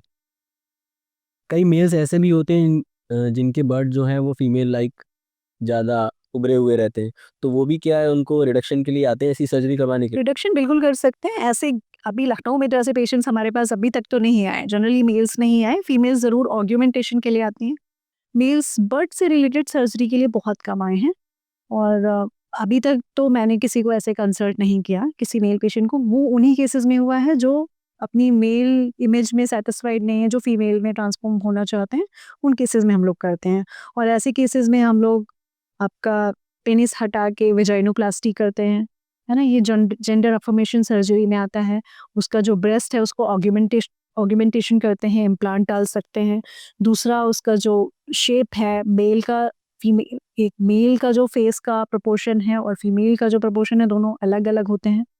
तो हम उसका आईब्रोज चेंज करते हैं, उसका डायरेक्शन चेंज कर सकते हैं, थोड़ा-सा चीज़लिंग कर सकते हैं, उसका चिन इम्प्लांट कर सकते हैं, मलार इम्प्लांट कर सकते हैं, है ना? तो ये सारी चीज़ें हैं जो हम कर सकते हैं। प्लस हार्मोनल प्रिपरेशंस भी उन्हें देते हैं ताकि फीमेल हार्मोन्स ज़्यादा हों, तो आपका स्किन क्वालिटी, टेक्सचर ये सारी चीज़ें चेंज होती हैं। तो surgery as well as hormonal therapy दोनों साइड बाय साइड जाते हैं। तो मैम यदि कोई अपनी बॉडी से खुश नहीं है, कोई मेल फीमेल बनना चाहता है और कोई फीमेल मेल की बॉडी चाहता है, तो क्या ऐसी सर्जरी पूरी तरीके से पॉसिबल है? हाँ, बिल्कुल पॉसिबल है और ऐसी सर्जरीज़ हमारे ही किंग जॉर्ज मेडिकल यूनिवर्सिटी में भी हुई हैं। हम लोगों ने मुझे लगता है अब तक 8 से 9 सर्जरीज़ ऐसी कर ली हैं और मेल टू फीमेल भी हुई हैं और फीमेल टू मेल भी हुई हैं। जब हम मेल टू फीमेल करना चाहते हैं, ऐसे केसेस में हमें उसका जो सेक्सुअल ऑर्गन है उसे बेसिकली पेनिस है, उसको हटा के वेजाइना बनाते हैं। वेजाइनोप्लास्टी ये भी एक मेजर सर्जरी का पार्ट है, तो हम वो करते हैं। जैसे मैंने बताया कि पेशेंट का कंसेंट बहुत ज़रूरी है, उसका साइकियाट्रिक इवैल्यूएशन, उसकी फैमिली की सहमति, ये सारी चीज़ें अगर वो एडोलेसेंट है या कई बारी ये थॉट्स आप इम्पल्स में भी ले लेते हैं, तो ऐसा नहीं होना चाहिए। उसका प्रॉपर साइकियाट्रिक इवैल्यूएशन, उसका proper consent plus hormonal treatment और उसके साथ में ये सर्जरीज़, ये सब साइड बाय साइड जाता है और हम बिल्कुल कर सकते हैं, ऐसा हो सकता है। अगर हम फीमेल टू मेल बात करें तो उसमें हम पेनिस का रिकंस्ट्रक्शन करते हैं। उसके तरीके हैं कि आप थाई की स्किन से लेके थाई का फ्लैप, स्किन तो नहीं कहूँगी, फ्लैप लेके उससे हम पेनिस का रिकंस्ट्रक्शन करते हैं। वो पेडिकल फ्लैप भी हो सकता है, फ्री फ्लैप भी हो सकता है। फ्री फ्लैप मतलब जहाँ पर हम माइक्रोवैस्कुलर रिकंस्ट्रक्शन करते हैं। आपका फोरआर्म से हम स्किन लेके रेडियल आर्टरी होती है हाथ में, सबको पता है रेडियल आर्टरी जिस पे डॉक्टर आपकी पल्स ले रहा है, उसी आर्टरी पे बेस्ड एक फ्लैप उठाते हैं। यहाँ पे हम आपका फैलस जैसा, आपका पेनिस जैसा शेप बनाते हैं और इस शेप को जाके आपके पुरेंडल वेसल से या जो भी आपका अच्छे कैलिबर का वेसल है जो हमें लगता है कि ये इस फ्लैप को सर्वाइव करने में हेल्प कर सकता है, उस वेसल से उसका अनास्टोमोसिस करते हैं जो एक माइक्रोवैस्कुलर टेक्निक होती है। फ्री फ्लैप मतलब एक जगह से आप कुछ लेके गए और दूसरी जगह जाके उसका प्रत्यारोपण कर दिया। तो वहाँ पर हम उस पेनिस का रिकंस्ट्रक्शन करते हैं, जो ऐसा नहीं है कि जाते ही वर्क करने लग जाएगा, वो भी स्टेज्ड रिकंस्ट्रक्शन होता है। पहले हम वहाँ पे उस टिश्यू को ट्रांसफ़र करते हैं, फिर धीरे-धीरे उसको पेनिस जैसा शेप देते हैं। स्क्रोटल इम्प्लांट्स आते हैं, वो भी सिलिकॉन इम्प्लांट्स अवेलेबल हैं। तो ये सारी चीज़ें हम लोग करते हैं। स्टेज वाइज रिकंस्ट्रक्शन होता है, थोड़ा सा टाइम टेकिंग होता है, और फाइनेंशियली मेंटली पेशेंट रेडी होना चाहिए ये सब करने के लिए, तो फिर हम इन सब चीज़ों को कर सकते इस तरीके की सर्जरी में क्या खर्चा आता है मैम, जो करवाना चाहता है यदि कोई? हैं। ये जो सर्जरीज हैं, अगर आप ये प्राइवेट सेटअप में कराते हैं तो ये बहुत कॉस्टली सर्जरीज हैं। ये करीबन 4 to 5 lakhs आपका खर्चा आ सकता है इनमें। लेकिन अभी भी मैं वही कहूँगी कि गवर्नमेंट सेटअप में इन सारी सर्जरीज का खर्चा ना के बराबर होता है। जो भी आपका कॉस्ट होता है, मेनली जो हम इम्प्लांट डाल रहे हैं आपकी बॉडी में, उसका कॉस्ट आपको देना होता है। और बाकी जो आपके सर्जिकल चार्जेस होते हैं वो हमारे यहाँ मेजर सर्जरी के भी बहुत ही नॉमिनल चार्जेस हैं। आई थिंक 4,000 5,000 ये हमारे चार्जेस होते हैं। बस। बाकी जो आपके मेडिकेशंस होते हैं। जी मैम, एक सर्जरी और बहुत कॉमन है, जिन महिलाओं को लगता है कि चाइल्ड बर्थ हो चुका है और अब उनको उनको वजाइना में लूज फील होता है यदि, तो क्या वो लोग भी सर्जरी करवा सकते हैं? पहला सवाल तो यही है कि क्या ये सिर्फ साइकोलॉजिकल है या ऐसा होता भी है? नहीं, बिल्कुल होता है ऐसा। एक फीमेल की बॉडी इमेज एकदम चेंज हो जाती है प्रेगनेंसी के बाद। तो इस सर्जरी को आज की डेट में मॉमी मेकओवर कहते हैं हम। मॉमी मेकओवर मतलब आप मम्मी बनी और उसके बाद आपको अपना मेकओवर करना है। मेकओवर इन द सेंस आप अपने पुराने कपड़े जो प्रेगनेंसी से पहले पहनते थे, शायद तुरंत उसके बाद नहीं पहन पा रहे हैं। आपका बॉडी सब चेंज हो जाता है, आपने बच्चे को फीड कराया हुआ है, तो आपके ब्रेस्ट सैग करने लगते हैं, उनमें वो वॉल्यूम नहीं रह जाता है ना? आपका एब्डोमेन फ्लैबी हो जाता है, क्योंकि जो आपके रेक्टस है, रेक्टस मसल जो पहले ऐसे थी अब वो डाइवेरिकेशन हो गया है ना? वो सेपरेट हो गई है कि आपने 9 महीने बच्चे को अपने वोम में रखा है। तो सारा कुछ आपका चेंज हो जाता है, आपका फ्लैबी हो जाता है, एब्डोमेन फ्लैबी सा दिखता है, वो अलग से फोल्ड आप पकड़ सकते हैं, है ना? तो इसीलिए पहले के ज़माने में होता था कि वो बच्चा हुआ तो फिर उसके बाद मसाज एक मेजर रोल प्ले करती थी, वो दाई आया करती थी और पे मसाज करती थी। तो आज की डेट में इतना शायद नहीं हो पाता है क्योंकि फीमेल वर्किंग भी है, उसको बच्चे भी देखने हैं, है ना? तो वो एक बार ही बच्चा हो गया तो फैमिली का भी सारा ओरिएंटेशन शिफ्ट हो जाता है बच्चे की तरफ, मदर को छोड़ के बच्चे की तरफ। तो बच्चे की मालिश, मसाज और सब उसी को खिलाने-पिलाने में लग जाते हैं। तो मदर शायद कहीं न कहीं इंडियन सोसाइटी में थोड़ा-सा नेग्लेक्ट होती है। उसका खुद का न्यूट्रिशन कंप्लीट नहीं हो पा रहा है, मसल्स वीक हो जाती हैं, प्रोटीन इंटेक अच्छा नहीं है ना? अनीमिया है, तो बड़ी सारी चीज़ें हो सकती हैं। तो आप जब अपना ध्यान नहीं रख पा रहे हैं, तो फिर जब बच्चा बड़ा होता है, 3-4 साल बाद आपको लगता है कि नहीं, अब तो मुझे अपनी बॉडी पे भी ध्यान देना है। बॉडी फ्लैबी हो गई है, आप जब मिरर के सामने खड़े होते हैं, आपको लगता है कि नहीं, मैं वो नहीं हूँ जो आज से 4 साल पहले थी। जी। तो इसी सर्जरी को एक कहना चाहिए एक पूरा एक बड़े अच्छे से एक जगह हमने मॉमी मेकओवर में कर दिया है। उसमें हम आपका बॉडी कंटूरिंग करते हैं, आपका शेप वापस से लाने की कोशिश करते हैं और आपका कॉन्फिडेंस वापस देने की कोशिश करते हैं। उसमें ब्रेस्ट ऑगमेंटेशन भी हो सकता है, ब्रेस्ट इम्प्लांट हम इसमें कर सकते, मास्टोपेक्सी कर सकते हैं। अगर आप इम्प्लांट नहीं डालना चाहते हैं तो जो आपका रिमेनिंग ब्रेस्ट है हम उसको ऊपर की तरफ उठा सकते हैं, उसको प्रॉपर शेप में ला सकते हैं। इस सर्जरी को मास्टोपेक्सी कहते हैं। जी। इसके बाद जो आपका एब्डोमेन है, इसमें हम लाइपोसक्शन कर सकते हैं, प्लस बेल्ट लाइपोएक्टमी होता है एक 360 डिग्री पूरा आगे पीछे, तो पूरा 360 डिग्री हम एक जो आपका बेल्ट लाइपोएक्टमी है, पूरा जो एक्सेस फैट है और अगर स्किन भी सैगी है तो वो स्किन भी पूरा हटा सकते हैं, तो आप वापस से अपने शेप में आ सकते हैं। वो आवर-ग्लास अपीयरेंस दोबारा अचीव की जा सकती है।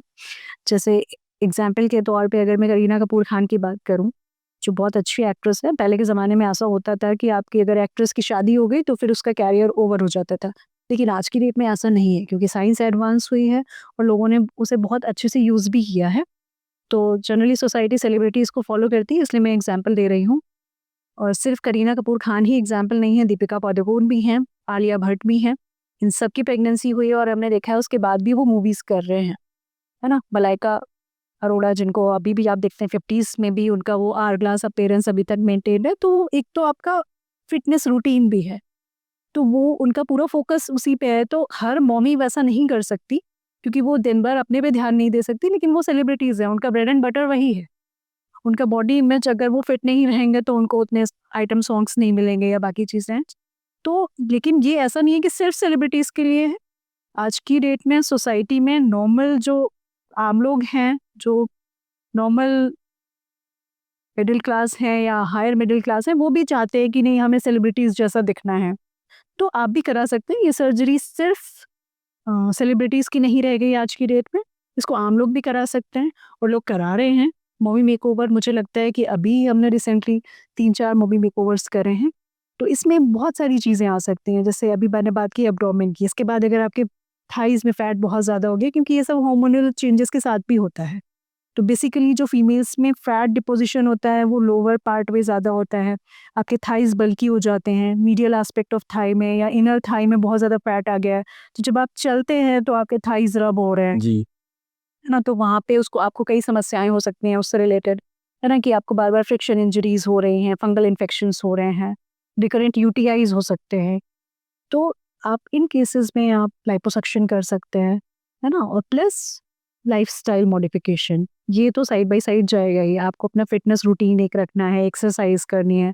सिर्फ लिपोसक्शन या सिर्फ एब्डोमिनोप्लास्टी सब्स्टिट्यूट नहीं है आपका फैट रिड्यूस करने का या आपका वेट रिड्यूस करने का, क्योंकि ये वेट रिडक्शन सर्जरीज नहीं है। ये आपको एक ऑग्यूमेंट कर सकते हैं आपके रूटीन में, लेकिन आपका लाइफस्टाइल भी साथ में आपको बेहतर करना है। आपको हेल्दी डाइट लेनी है, हेल्दी लाइफस्टाइल रखना है, योगा है, एक्सरसाइज है, इसको इंक्लूड करना है। और फिर इसके साथ में सर्जरी आपको उसमें थोड़ा सा हेल्प कर सकती है आपके डिजायर्ड लुक्स पाने में। इंजॉय मेडिकल यूनिवर्सिटी में क्या खर्चा आता है एक मम्मी मेकओवर सर्जरी करवाने में? इसमें मैंने यही कहा कि ये निर्भर करता है कि आप क्या सर्जरी कराना चाहते हैं, क्योंकि अगर आप ये जैसे मैंने बताया कि आप ब्रेस्ट भी कराना चाहते हैं, एब्डोमेन भी कराना चाहते हैं और वो भी 360 कराना चाहते हैं, फिर थाई भी कराना है, या अगर आपका बल्कि आर्म्स है उसके लिए भी आपको कराना है, तो ये फिर बहुत लंबा प्रोसीजर हो जाता है अगर इसको हम एक साथ लेके चलें। तो जनरली हम लोग इतने मेगा सेक्शंस नहीं करते हैं, क्योंकि इसमें फिर एनेस्थीसिया के भी कॉम्प्लिकेशंस और चीज़ें हो सकती हैं। तो जनरली हम लोग जो अभी कर रहे हैं वो ब्रेस्ट और एब्डोमेन को एक साथ कर सकते हैं, या सिर्फ एब्डोमेन के लिए। मेनली जो पेशेंट्स आते हैं वो अपने बल्कि एब्डोमेन को लेके ज़्यादा परेशान होते हैं, क्योंकि अगर आपका एब्डोमेन का फैट निकल जाता है या वो शेप अप हो जाता है तो पेशेंट बहुत सेटिस्फाई हो जाता है। एटलीस्ट उसको 70-80% सेटिस्फेक्शन मिल जाता है। उसे लगता है कि हाँ, कम से कम 8-9 किलो मेरा कम हो गया है और अभी मैं शेप में आ गई हूँ। तो वो पेशेंट बहुत सेटिस्फाइड हो जाता है। तो उस केसेस में तो बहुत ज़्यादा खर्चा नहीं है। जैसे मैंने बताया, हमारे यहाँ जो मेजर सर्जरी का खर्चा है वही 5 से 6 हज़ार जो आपका कॉस्ट है। बाकी जो आपका बेड चार्ज और बाकी चीज़ें तो करीबन 15-20 हज़ार में आपका सारा खर्चा हो बहुत जाता है। कम में हो जाता है। बहुत कम में हो जाता है।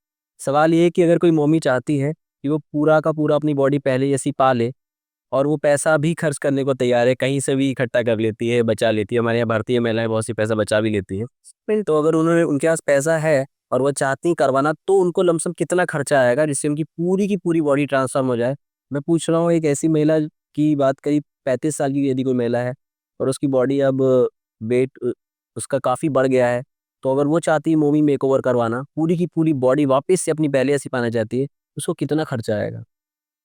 देखिए, अगर आप गवर्नमेंट इंस्टीट्यूट की बात करें तो खर्चा बहुत नहीं आता है। हम उसको स्टेज्ड सर्जरी में करेंगे।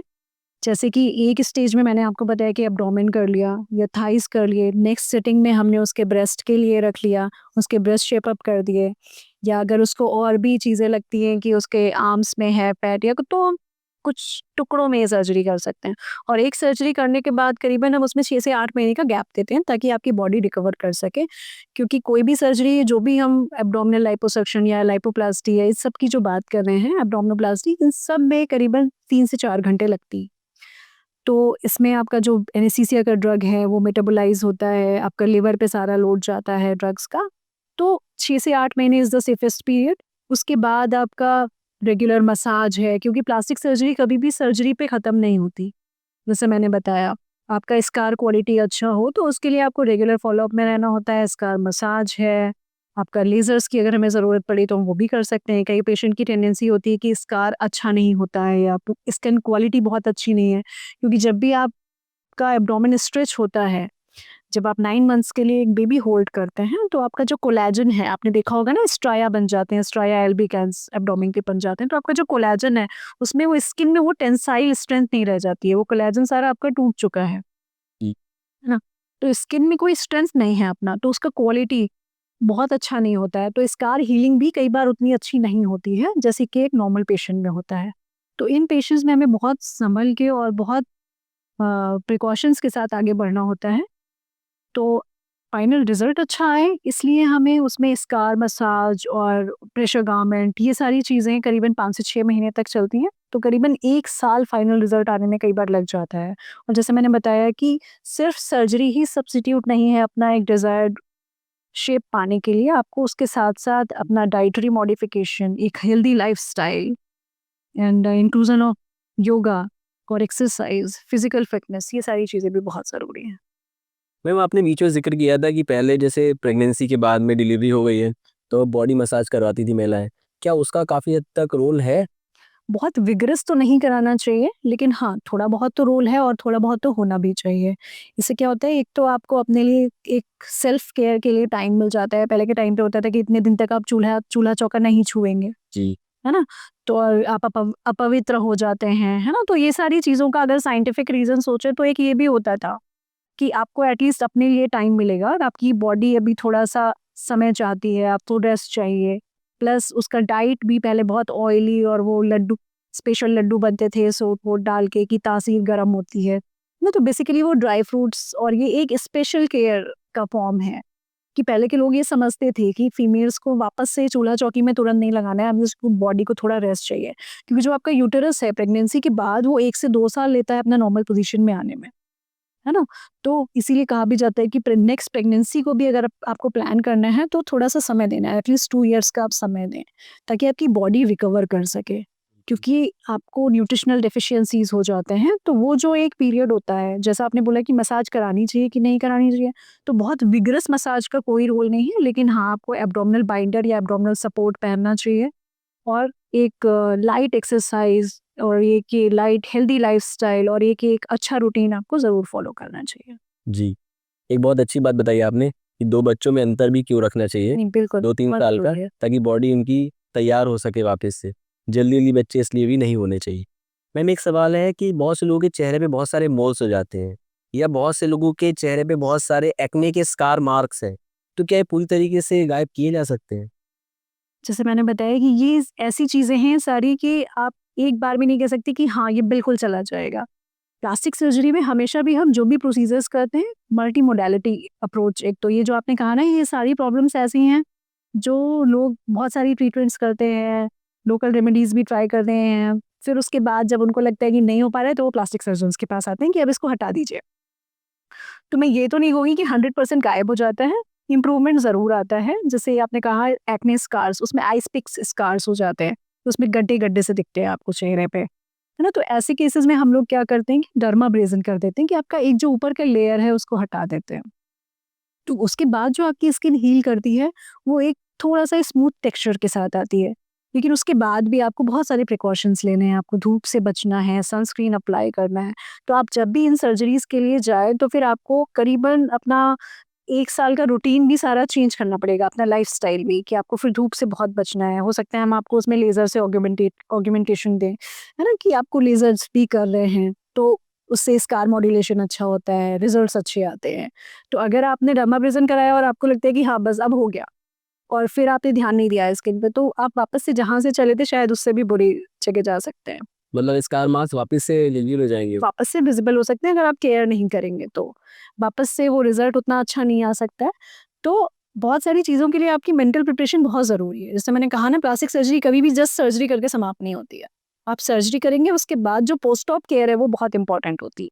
सर्जरी है, पोस्ट ऑप केयर है, प्लस पोस्ट ऑप फ़ॉलो-अप। ना आपको जो भी एडवाइस दी जा रही है, अगर आपका लेज़र हो रहा है तो आपकी स्किन और सेंसिटिव हो जाती है। एक तरह का माइनर ट्रॉमा जी। है ना?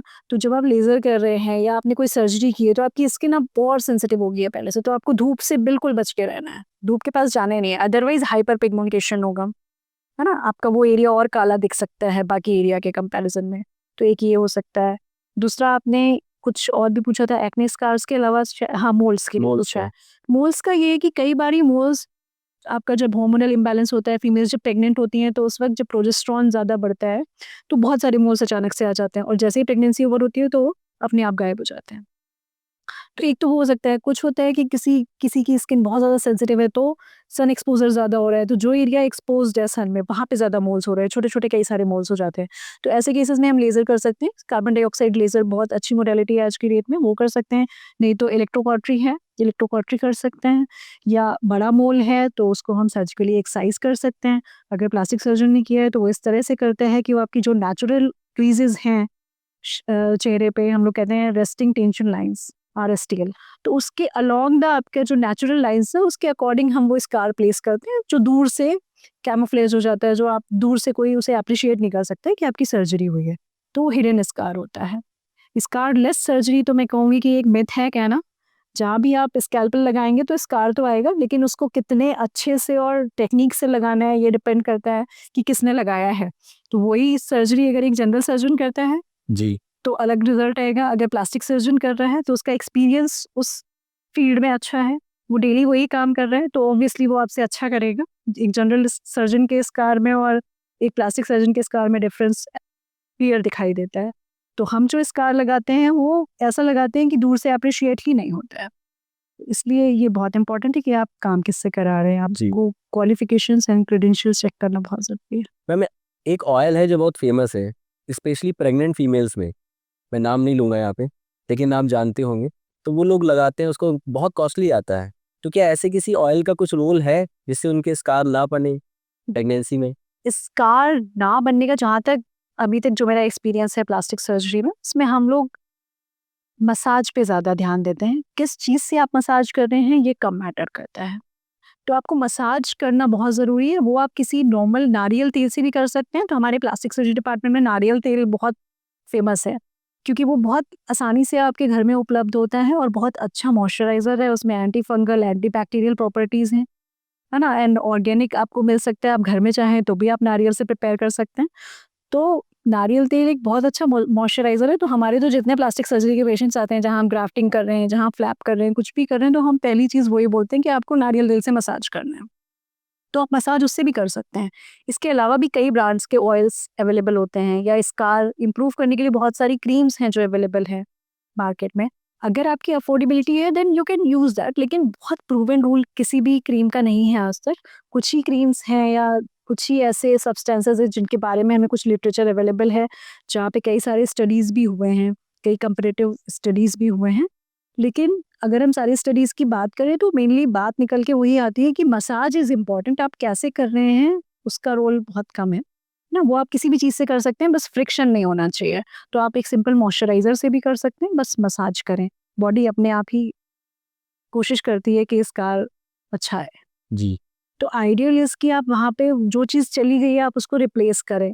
तो जो भी क्रीम्स मार्केट में अवेलेबल है वो बेसिकली हाइड्रेट करते हैं स्किन को। तो हाइलुरोनिक एसिड एक एक ऐसा मटेरियल है जो आपके नेचुरल बॉडी में भी पाया जाता है। तो आजकल के जो भी क्रीम्स हैं बेसिकली उसी पे सेंटर्ड है। तो ये क्या करता है, हाइग्रोस्कोपिक होता है। तो जब भी आप इसको अप्लाई करेंगे तो प्लम्पी लुक आता है ना? तो जो आपका स्किन टेक्सचर है, क्वालिटी है, वो इम्प्रूव दिखाई देता है। तो हाइड्रेशन मेंटेन करना है। तो बेसिकली आपका जो अंडर आई क्रीम्स का है वो यही फंडा है कि वो वहाँ पे थोड़ा-सा प्लम्पी लुक देते हैं, हाइड्रेशन मेंटेन करते हैं। प्लस आपको अपनी आइज़ को रेस्ट देना है, सनग्लासेस लगाने हैं, सन से बचना है। तो वही सारा स्किन रूटीन जो आपका अभी तक फॉलो हो रहा था, जो मैं बार-बार कह रही हूँ कि आपको धूप से तो बचना ही बचना है, खुद को हाइड्रेट रखना है, अपना जो लाइफ़स्टाइल है उसको इम्प्रूव करना है, स्ट्रेस नहीं लेना है और नींद लेनी है। 8 घंटे की नींद बहुत ज़रूरी है ना? अनइंटरप्टेड 8 घंटे का स्लीप बहुत ज़रूरी है किसी भी बीमारी को दूर भगाने के लिए। तो ये तो ज़रूर करना है आपको। उसके बाद आप क्रीम कोई स्पेसिफिक ब्रांड का लगा रहे हैं, नहीं लगा रहे हैं, ये ज़्यादा मैटर नहीं करता है, क्योंकि वो काम उससे भी हो सकता है कि आपने जस्ट कॉटन में पानी भिगो के अपने आइज़ पे रख लिया और 10 मिनट आप लेट गए हैं। तो अगर आप लगातार स्क्रीन देख रहे हैं या आपका ऐसा कुछ काम है तो उससे भी आपको बहुत सुकून मिलेगा। तो बेसिकली आपको हाइड्रेटेड रहना है। तो वो क्रीम्स का बहुत ज़्यादा रोल तो नहीं है। बेसिकली अगर बहुत ज़्यादा हॉलोनेस आ गई है या आपका एज बहुत ज़्यादा हो गया है, फिर तो आपको या तो फिलर्स कराने पड़ेंगे या आप ब्लेफरोप्लास्टी करा सकते हैं। अपर आईलिड ब्लेफरोप्लास्टी, लोअर आईलिड ब्लेफरोप्लास्टी, ये सारी चीज़ें आज की डेट में बहुत कॉमन हो गई हैं और बहुत सारे लोग आते हैं जो करा रहे हैं प्रोसीजर्स। मेट्रोज़ में तो बहुत हो रहे हैं, बाकी यहाँ हमारे किंग जॉर्ज मेडिकल यूनिवर्सिटी में भी ओपीडी में अच्छा खासा पेशेंट का लोड होता है जो इस समस्या के साथ आते हैं कि हमें अपने आईलिड्स बहुत सैगिंग लग रहे हैं या हेवी लग रहे हैं आईलिड्स, या वो अलग से वो फोल्ड नहीं दिख रहा है। हम आईलाइनर लगाते हैं तो वो अच्छे से दिखाई नहीं देता है। तो इस तरह के बहुत सारे पेशेंट्स आते हैं। हम लोग ये सर्जरीज़ भी कर रहे हैं और रिजल्ट्स बहुत अच्छे हैं। मैम, कई ऐसे केसेस होते हैं जिसमें कई पेशेंट्स के आंखों की पलकों के ऊपर कोलेस्ट्रॉल डिपॉजिट्स हो जाते हैं, ज़ैंथोलिज़्मा। बिल्कुल, तो क्या उनकी सर्जरी भी करी जा सकती है? बिल्कुल करी जा सकती है और इसमें बहुत अच्छे रिजल्ट्स हैं। हम पेशेंट्स का पहले लिपिड प्रोफाइल कराते हैं। जनरली ये एक तरह का फैट है, आपकी आँखों की स्किन बहुत पतली होती है। तो जो भी एक्स्ट्रा फैट है वो सबसे पहले यहाँ दिखना शुरू हो जाता है। तो ये एब्नॉर्मल फैट डिपॉज़िट्स हैं। जो दिखना शुरू हो जाते हैं, इसको हम ज़ैंथेलाज़्मा कहते हैं। तो ये अपर लिड पे भी हो सकता है, लोअर लिड पे भी हो सकता है। अगर बहुत सीवियर फॉर्म में है तो ये पूरे फेस पे भी हो सकता है। कई सारे पेशेंट्स हमने ऐसे भी देखे हैं जिसमें एब्नॉर्मल प्लेसेस पे फैट डिपॉजिट्स दिख रहे हैं। तो ये मेटाबॉलिक एब्नॉर्मैलिटी भी हो सकती है। तो हम पेशेंट का पूरा वर्कअप कराते हुए, जनरली हाइपरटेंसिव पेशेंट्स होते हैं, इनका लिपिड प्रोफाइल डिरेंज्ड होता है, तो उनका लाइफस्टाइल मॉडिफिकेशन और बाकी चीज़ों के साथ फिर जो आपका एब्नॉर्मली आ गई है वो कंजर्वेटिव तरीके से नहीं जाता है। तो हम उसमें वही, जैसे मैंने कहा, कि स्कार इस तरह से प्लेस करते हैं कि वो आपकी नेचुरल स्किन क्रीज में जाता है और उसको आराम से निकाल देते हैं। अगर रिजल्ट बहुत अच्छा है तो आप शायद पहचान भी नहीं सकते हैं कि उसका ऑपरेशन भी हुआ है पेशेंट का। तो ये सर्जरी भी बहुत कॉमन सर्जरी है और बहुत अच्छे रिजल्ट्स हैं इसके। जी मैम। ऐसे पेशेंट्स कितने दिनों बाद नॉर्मल अपनी लाइफ पे लौट जाते हैं या भी सर्जरी ऐसे का? पेशेंट्स को जनरली हम लोकल एनेस्थीसिया में ऑपरेट करते हैं। तो जिस दिन सर्जरी होती है उसके दूसरे दिन थोड़ी सी स्वेलिंग हो सकती है आँख के आसपास। बाकी डे 3 के बाद वो अपना सारा काम रूटीन वापस से कर सकते हैं जैसे वो पहले कर रहे थे। वो ड्राइविंग भी कर सकते हैं, लिखने पढ़ने का काम भी कर सकते हैं, अपने ऑफिस जा सकते हैं। तो उसमें कोई ऐसी समस्या नहीं होती है। जनरली स्टिचेस हम 6 से 7 दिन पे निकाल देते हैं। तो अगर हमने सबक्यूटिकुलर स्टिचेस लगाए हैं जो सरफेस पे दिखाई नहीं दे रहे हैं तो ऐसे केसेस में तो वापस आने की भी ज़रूरत नहीं है। तो स्टिचेस भी नहीं निकालने हैं ऐसे केसेस में। तो बहुत अच्छे रिजल्ट्स हैं इसमें और पेशेंट अपने सारे रूटीन काम कर सकता है day 3 onwards. Ma'am skin whitening cream बहुत पॉपुलर है। बहुत सी क्रीम ऐसी जिसमें मरकरी भी होता है, तो ऐसी क्रीम क्या यूज़ करनी चाहिए? देखिए, ऐसी क्रीम्स में मोस्टली स्टेरॉइड भी एक कंटेंट होता है। जी। तो इससे क्या होता है, अगर आप बहुत टाइम तक यूज़ करें तो आपकी स्किन थिन हो जाती है। स्टेरॉइड के अपने साइड इफ़ेक्ट्स होते हैं। तो बहुत सारे पेशेंट्स ऐसे आते हैं कि हम ये क्रीम लगा देते हैं और इसके बाद ये हमारा स्किन बहुत थिन हो गया है, जल्दी से क्रैक हो जाता है, जब तक लगाते हैं तब तक ठीक रहता है। तो इस तरह के प्रॉब्लम्स आ रहे हैं। तो मेरे ख्याल से ऐसी क्रीम्स नहीं लगानी चाहिए क्योंकि जो आपका कॉम्प्लेक्शन है वो काफ़ी कुछ निर्भर करता है आपके जीन्स पे, है ना? तो आप कोई भी क्रीम लगा के अपनी जीन्स नहीं चेंज कर सकते, है ना? आप सेलिब्रिटीज़ के एग्जाम्पल देते हैं कई लोग कि काजोल पहले बाजीगर मूवी में तो एकदम ब्लैक दिखती थी, आज की डेट में उसको देखें तो कॉम्प्लेक्शन काफ़ी बेहतर हो गया है। या माइकल जैक्सन का एग्जाम्पल देते हैं, बिल्कुल। तो वो उसका स्किन पहले बिल्कुल ब्लैक था और उसके बाद उन्होंने कर लिया। तो ऐसे केसेस वो एग्जाम्पल है, वो एग्जाम्पल मैं कहना चाहूँगी वो एक्सेप्शंस हैं क्योंकि उनका ब्रेड बटर वहीं से आ रहा है और उन्होंने सिर्फ उसी पे ध्यान दिया है। आप एज़ अ कॉमन मैन दिन भर अपनी स्किन पे ध्यान नहीं दे सकते हैं। आपका अपना अपना बेसिक रूटीन भी है, आपके पास और भी काम है। जी। वो सिर्फ इसी के लिए कर रहे हैं तो वो हाइपरबेरिक ऑक्सीजन चेंबर्स भी होते हैं उनके पास। अगर उन्होंने कोई ट्रीटमेंट कराया है, सपोज़ केमिकल पील कराया है, तो वो उसको पूरा कॉम्प्लायंट होके ध्यान देते हैं। वो धूप में नहीं जाएँगे, सनस्क्रीन दिन में 10 बार लगाएँगे, लेकिन आप नहीं कर पाएँगे वो, है ना? तो आप आजकल तो ग्लूटाथियोन बहुत फ़ेमस है इस समय मेरा एंटीऑक्सीडेंट क्या सवाल की वही तरह, था। है ना? एंटीऑक्सीडेंट की तरह आप उसको यूज़ कर रहे हैं, प्लस स्किन व्हाइटनिंग क्रीम की तरह यूज़ कर रहे हैं, स्किन व्हाइटनिंग एजेंट की तरह यूज़ कर रहे हैं in the form of creams, capsules, even IV drips as well. तो बहुत सारी चीज़ें आ गई हैं आजकल मार्केट में।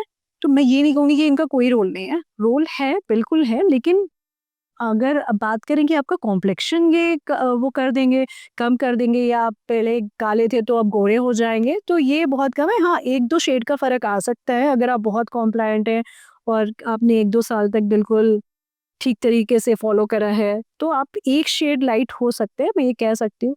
लेकिन आप चाहें कि नहीं मैं बिल्कुल 3-4 शेड डिफ़रेंस हो जाएगा ये क्रीम यूज़ करने से, तो ये एक मिथ है, ऐसा नहीं होता है। मैम विटामिन सी बहुत लोग यूज़ कर रहे हैं फेस के ऊपर। तो मेरा सवाल ये है कि वो कहाँ किस हद तक विटामिन सी भी एंटीऑक्सीडेंट है, जैसे विटामिन ए है, विटामिन ए बहुत यूज़ हो रहा है इस समय, रेटिनॉल आपने सुना होगा।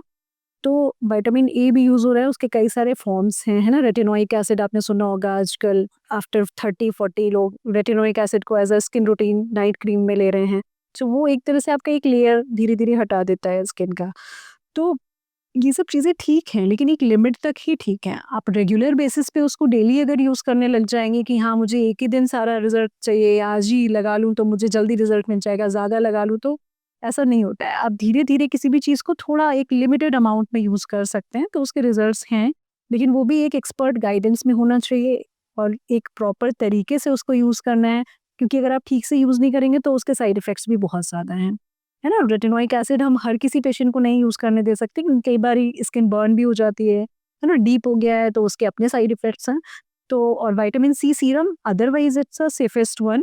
कई बारी हम पेशेंट को एडवाइस करते हैं कि आप विटामिन सी यूज़ कर सकते हैं, या केमिकल पील्स जब हम करते हैं उसके पहले उसका स्किन का प्राइमिंग या स्किन प्रिपरेशन करते हैं, तो आप उसमें विटामिन सी यूज़ कर सकते हैं, रेटिनॉल्स पेशेंट को दे सकते हैं और धीरे धीरे उसका डोज बढ़ाते हैं और एक लिमिटेड टाइम पीरियड के बाद हम उसे स्टॉप कर देते हैं, क्योंकि अगर आप बहुत समय तक उसको यूज़ करेंगे तो उसके साइड इफेक्ट्स होते हैं। कई बच्चे बाय बर्थ मार्क लेके कुछ पैदा होते हैं, कुछ बच्चे मैंने ऐसे भी देखे हैं जिनके चेहरे पर एक ब्लैक कलर का बहुत हेरी dark नर्वस, होता है। उसको हम हेरी निवस कहते हैं। उसमें आपका एक बॉडी पार्ट या काफ़ी सारा एरिया, पूरा चीक भी इन्वॉल्व हो सकता है या आई भी इन्वॉल्व हो सकती है। उस एक ज़ोन में पूरा काला-काला पिगमेंटेशन होता है और उसमें बड़े-बड़े से हेयर्स होते हैं, तो इसको हेयरी निवस कहते हैं हम लोग। कुछ केसेस में ये मैलिग्नेंट भी हो सकता है, ज़्यादातर केसेस में ये बेनाइन होता है। इस केसेस में हम प्लास्टिक सर्जरी से काफ़ी अच्छे रिजल्ट्स दे सकते हैं। कई बारी अगर बहुत बड़ा पैच है तो हम उस एरिया को हटा के उस पे ग्राफ्ट लगा सकते हैं, तो पेशेंट नियर नॉर्मल दिखना शुरू हो जाता है, वापस से सोसाइटी में जा सकता है, क्योंकि कई बारी बहुत ही अजीब-सी उनकी फीलिंग होती है सोसाइटी में जाते वक़्त कि हमें अच्छा नहीं फ़ील होता, कॉन्फिडेंट फ़ील नहीं होता, वो भालू जैसा लुक आ रहा है चेहरे पे, है ना? तो ऐसे केसेस में हम ये कर सकते हैं। दूसरा तरीका होता है टिश्यू एक्सपेंशन का। उनकी नॉर्मल स्किन जो है उसमें हम एक एक्सपैंडर डाल देते हैं स्किन के नीचे, फिर धीरे-धीरे उसमें पानी डालते हैं। फिर उसको स्किन को थोड़ा-सा बढ़ाया जाता है नॉर्मल स्किन को, और फिर नेक्स्ट स्टेज में वो एक्सपैंडर हटा के वो जो बढ़ी हुई स्किन है उसको यूज़ करते हैं उस जो आपका काला स्किन है, जो मोल वाला स्किन है या पिगमेंटेशन वाला स्किन है, उसको हटा के हम नॉर्मल स्किन से उस वहाँ पे रिप्लेस कर देते हैं। तो ये सर्जरी कर सकते हो और पेशेंट का काफ़ी हद तक लाइफ़स्टाइल या उसको वापस से हम सोसाइटी में इनकॉर्पोरेट कर सकते हैं। और ऐसे बच्चों को किस एज ग्रुप में जाने के बाद सर्जरी करवानी चाहिए? देखिए, ऐसा कुछ क्राइटेरिया नहीं है। जनरली हम बच्चों की सर्जरी 6 महीने के बाद, जब से बच्चे का बर्थ हुआ है, 6 महीने से 1 साल के बीच में कर सकते हैं। जैसे कुछ बच्चे होते हैं जिनका होंठ कटा हुआ है या तालू कटा हुआ है, तो ऐसे पेशेंट्स की हम जो पहली सर्जरी करते हैं वो 6 महीने पे कर सकते हैं। जब बच्चे का वज़न ऐसा हो कि वो उसको हम एनेस्थीसिया दे सकें, क्योंकि ये सारी सर्जरीज़ हमें एनेस्थीसिया में करनी होती हैं, जनरल एनेस्थीसिया में करनी होती हैं, तो उनकी फ़िटनेस होनी चाहिए। तो उनका हीमोग्लोबिन एटलीस्ट 10 के ऊपर हो, बच्चे का वेट ठीक-ठाक हो। अगर वो ये सारे क्राइटेरिया फुलफ़िल करता है तो हम कोशिश करते हैं कि 1 साल के बाद, अगर निवस की बात करें तो 1 साल के बाद हम ये सर्जरीज़ कर सकते हैं। मैम, इस समय टैटू बहुत पॉपुलर है, बहुत से लोग टैटू करवाते हैं। ये टैटू करवाना किस हद तक सुरक्षित है? क्या सुरक्षित है भी या सुरक्षित नहीं है? देखिए, ये टैटू में क्या होता है, एक तरह का पिगमेंट है, जो आपकी स्किन में डाला जाता है। तो इससे कई बारी एचआईवी भी हो सकता है, क्योंकि इन्वेजिव प्रोसीजर है। लोग करा तो लेते हैं लेकिन एचआईवी, एचपीएसएजी, एचसीवी इन सब का खतरा रहता है। तो जब भी आप कराएँ तो छोटे एरिया पे तो कराना सेफ है, लेकिन कई-कई लोग पूरी बॉडी का करा लेते हैं, क्योंकि ये सारा पिगमेंट आपकी बॉडी में जा रहा है। तो ये फॉरेन मटेरियल है, किसी को रिएक्शन भी हो सकता है। हाँ, तो मैं ये भी सजेस्ट करूँगी कि आजकल मेडिकल टैटू भी होता है। कई लोग अपना तिल बनवा लेते हैं कि हाँ, यहाँ डिज़ायर्ड एरिया पे कि लिप के पास अच्छा लगता है, ये शुभ माना जाता है। तो medical tattoo is also available. सारे एसेप्टिक प्रिकॉशंस के साथ वो डाई भी जो हम डालते हैं, उसका भी एक मेडिकल ग्रेड डाई होता है, तो हम वो यूज़ करते हैं, तो आप कर सकते हैं। जो निडल होती है वो स्टेराइल होती है, सिंगल यूज़ निडल होती है, इंस्ट्रूमेंट स्टेरिलाइज़्ड होते हैं। मतलब क्योंकि इसमें आपका ब्लड तो निकलता ही है। तो ये प्रोसीजर्स मैं कहूँगी कि कहीं भी नहीं करा लेने चाहिए। आप जहाँ भी कराएँ तो सेफ प्लेस पे और सेफ हैंड्स में कराएँ। तो मैम, क्या किंग जॉर्ज मेडिकल कॉलेज में टैटू भी करवाया जा रहा है? टैटू तो अभी नहीं हो रहे हैं, लेकिन हाँ, अगर डिमांड आती है तो डेफ़िनिटली हम इसे भी कर सकते हैं। क्योंकि उसमें फिर आपको डाई मँगवानी होती है और वो डाई जो हम खोलते हैं फिर वो एक टाइम के बाद एक्सपायर हो जाती है। तो ये सब कंज़्यूमेबल्स में आता है, तो गवर्नमेंट सेटअप में ये सारी चीज़ों का थोड़ा रिस्ट्रिक्शन रहता है कि हम ये सारी चीज़ें नहीं मँगा सकते, और हमारे पास इतना टाइम भी नहीं होता है कि हम एस्थेटिक की तरफ इतना टाइम दे सकें, क्योंकि रिकंस्ट्रक्शन पार्ट का लोड बहुत ज़्यादा है, जो ट्रॉमा के पेशेंट्स हैं वो बहुत ज़्यादा है, बर्न एक मेजर पार्ट है इस वक़्त, जो जले पेशेंट्स हैं, तो एक्यूट इमरजेंसीज़ बहुत आ रही हैं, तो हम ये करें। लेकिन हाँ, अगर डिमांड आती है, अगर पेशेंट्स हमारे पास आते हैं, तो ये पेशेंट को ही परचेज़ करके लाना होता है। डाई वो ला सकते हैं, बाकी सारी सुविधा हमारे पास है तो हम कर सकते हैं। मैम, बहुत से लोग परमानेंट हेयर रिमूवल करवाते हैं, जिसमें लेज़र के थ्रू वो हेयर्स को रिमूव करवा लेते हैं। या वो प्राइवेट पार्ट के एरिया पे, या बहुत से मेल्स में भी आईब्रोज बहुत ज़्यादा घनी होती है, मिली हुई होती हैं, तो वहाँ पर वो लोग लेज़र करवाते हैं। मेरा सवाल ये है कि लेज़र से हेयर रिमूवल कितना सुरक्षित है और क्या करवाना ये चाहिए? हेयर रिडक्शन होता है, मैं थोड़ा सा आपको करेक्ट करूँगी, हम हेयर का जो डेंसिटी है वो रिड्यूस करते हैं। Laser hair reduction is the correct term, कि जो आपका 100 बाल है अगर कहीं पे, तो अगर आप लेज़र कराते हैं तो एक टाइम के बाद वहाँ पे 50 बाल आएगा या 40 बाल आएगा। और लेज़र कितना इफेक्टिव होगा, क्योंकि वो पिगमेंट पे काम करता है, पिगमेंट स्पेसिफिक होता है। जितना डार्क और कोर्स हेयर होगा उस पे उतना अच्छा लेज़र काम करता है। तो अगर आप चाहें कि हम फुल बॉडी हेयर रिमूवल कराने जाएँ और 100% बाल खत्म हो जाएँ, तो ऐसा नहीं होता है। लेज़र में भी जो हम प्रोसेस अपनाते हैं वो यही होता है कि पहले हम वो एरिया शेव करते हैं और उसके बाद वो लेज़र बीम अप्लाई की जाती है, तो जो आपका जो हेयर फॉलिकल का रूट है उस पे काम करता है, जाके उसको डिस्ट्रॉय कर देता है। तो जैसा मैंने बताया कि वो डिफरेंट 4-5 सिटिंग के बाद जो आपका रिजल्ट होगा, वो एक सिटिंग में रिजल्ट नहीं आता है। कम से कम 4 से 5 सिटिंग आपको लेनी होती है और एक डिफाइंड इंटरवल पे लेनी होती हैं। और ये करने के बाद आपका वो रिडक्शन होता है, उसमें रिमूवल नहीं होता, कंप्लीट रिमूवल नहीं होता है। तो इट्स द सेफेस्ट वन। थोड़ा-सा पैसा ज़्यादा लग सकता है, लेकिन इसमें वो जो वैक्सिंग का पेन है या वैक्सिंग के बाद के जो साइड इफ़ेक्ट्स हैं, कि आपकी वो बम्पी स्किन हो जाती है, स्ट्रॉबेरी लाइक अपीयरेंस हो जाता है ना? केराटोसिस पाइलेरिस हम लोग उस कंडीशन को कहते हैं, कि वो फॉलिकल के आस-पास आपको स्कैब बन जाता है ना? इचिंग होती है, अनइवन स्किन लगती है, तो ये सारी समस्याएँ नहीं होती हैं। जी। और वो जो एक पेन है, वो भी अपने आप में काफ़ी असहनीय पेन होता है जो वैक्सिंग में होता है, तो ये सारी चीज़ें उसमें नहीं होती हैं। आपकी स्किन नॉर्मल शेव की जाती है और लेज़र बीम अप्लाई की जाती है। उसके बाद भी फिर आपको सन से बचना है, जैसे मैंने कहा, क्योंकि वो एरिया सेंसिटिव हो जाता है। जी। तो बेसिकली ये उन एरियाज़ पे ज़्यादा इफ़ेक्टिव होता है जहाँ पे कोर्स हेयर है, जैसे कि पीसीओडी के पेशेंट्स हैं। उसमें हार्मोनल इम्बैलेंस की वजह से आपके फेस पे मेल्स जैसे फीमेल्स के फेस पे मेल जैसे बाल दिखने लगते हैं। मैम अब रिकंस्ट्रक्टिव सर्जरी वाले पार्ट पर आते हैं। बहुत सी ऐसी फीमेल्स हैं जो एसिड अटैक की विक्टिम्स हैं, तो वो लोग अपने आप को वापस से पहले जैसा कैसे पा सकती हैं क्या? या काफ़ी हद तक मुख्य धारा में आ सकती हैं? बिल्कुल आ सकते हैं। शिरोज़ नाम की एक संस्था है, आपने सुना होगा, गोमती नगर में एक रेस्टोरेंट चलता है, जो सिर्फ़ एसिड अटैक के जो विक्टिम्स हैं, सिर्फ़ वही फीमेल्स चला रही हैं, जी, वो रेस्टोरेंट। मैं गया हूँ उसमें। ओके। तो ऐसी पेशेंट्स को मुख्य धारा में लाने का जो काम है, वो प्लास्टिक सर्जन्स उसमें मेजर भूमिका अदा करते हैं। ऑब्वियसली सोशल वर्कर्स और जो एक साइकियाट्रिस्ट है, उसका काउंसलिंग, काफ़ी चीज़ें मैटर करती हैं, क्योंकि जब भी किसी फीमेल पे एसिड अटैक होता है, जो विक्टिम है, वो पूरी तरह से शैटर्ड हो जाती है, कहना चाहिए ना, इमोशनली, फिज़िकली, फाइनेंशियली, हर तरह से। क्योंकि जो सर्जरीज़ होती हैं, वो बहुत प्रोलॉन्ग्ड होती हैं। सबसे पहले तो एक्यूट स्टेज, उसमें पहले तो घाव का भरना, वो बहुत मुश्किल होता है, क्योंकि डीप बर्न्स होते हैं, केमिकल बर्न्स होते हैं, जो बहुत टाइम लेते हैं हीलिंग में। अगर पेशेंट सर्वाइव करता है, तो उसके बाद की डिफ़ॉर्मिटीज़, पेशेंट देख नहीं पा रहा है, पेशेंट ब्लाइंड हो जाता है, कई बारी फेशियल डिफ़ॉर्मिटीज़, है ना? तो बहुत सारी चीज़ें हैं। डिपेंड करता है कि उसको कितनी सीवियर इंजरी हुई है या कितना एरिया उसका इन्वॉल्व हुआ है एसिड अटैक में। तो उसमें हम ग्राफ्टिंग करते हैं, फ्लैप सर्जरीज़ करते हैं, जैसे मैंने बताया, हेयर ग्राफ्टिंग भी कर सकते हैं।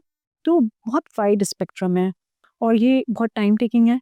कई बारी 2 साल, 3 साल भी लग सकते हैं और मल्टीपल सर्जरीज़ होती हैं, लेज़र्स कर सकते हैं, स्किन क्वालिटी बेटर कर सकते हैं। तो क्योंकि जब भी डीप वुंड होता है, तो जो हाइपरट्रॉफिक स्कारिंग की है टेंडेंसी, वो ज़्यादा हो जाती है ना? तो आपका जो स्कार है वो समतल ना होके उभरा हुआ हो सकता जी। है ना? तो और भी कई तरह के प्रॉब्लम्स हो सकते हैं, हाइपर पिगमेंटेशन हो सकता है। तो इन केसेस में वही, जैसे मैंने बताया, मल्टी मोडालिटी अप्रोच, तो लेज़र्स भी कर सकते हैं हम, प्रेशर थेरेपी भी दे सकते हैं, है ना? अगर लगता है कि, और सब यूनिट वाइज़ हम उसका ग्राफ्टिंग कर सकते हैं।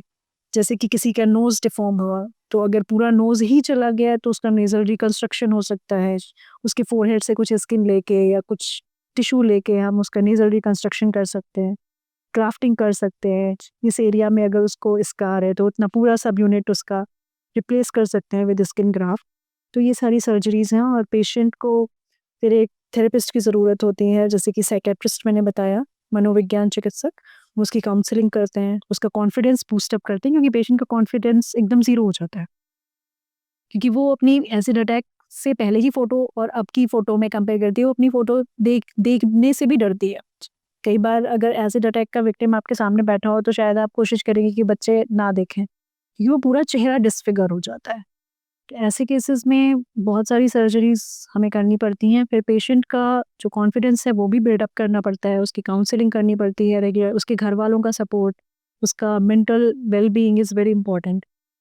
तो घर वाले भी बेचारे उसकी सारे शैटर्ड ही होते हैं फाइनेंशियली भी, और उसके साथ इतना टाइम तक हॉस्पिटल में रहना पड़ता है। फिर पेशेंट एक तरह से डिपेंडेंट हो जाता है, वो सोसाइटी में जाने से घबराता है, अपना चेहरा ढक के निकलता है ना? तो इसमें मैं कहूँगी कि सोसाइटी का बहुत मेजर रोल है। ऐसे में उनका एक्सेप्टेंस, वापस से उनको रिहेबिलिटेट करना, ये सब एक मेजर पार्ट हो जाता है। तो बहुत सारी संस्थाएं इस समय हैं जो स्पेशली इस एरिया में काम कर रही हैं, और इन फीमेल्स के अपलिफ्टमेंट के लिए काफ़ी चीज़ें हो रही हैं इस समय। वैसे हो सकता है बात थोड़ी पॉडकास्ट से हटकर मैं बोलूँ, लेकिन मेरे ऐसे लोगों के बारे में विचार है कि जिन्होंने एसिड डाला है ना, उनका भी फेस वैसे ही ख़राब करना चाहिए। हालाँकि थोड़ा-सा ये मैं गलत हूँ यहाँ पर लॉ के अकॉर्डिंग, बट ऑनेस्टली मेरा मतलब मेरे दिल की बातें बोल रहा हूँ कि मुझे ऐसा लगता है कि जिन्होंने किसी को एसिड डाल के उनका चेहरा ख़राब किया है, उसका परिणाम या उसका दंड उनको वैसा ही मिलना चाहिए। इसके दंड बहुत ऐसे होने चाहिए कि आपकी हिम्मत ही ना हो कि आप ऐसा करें।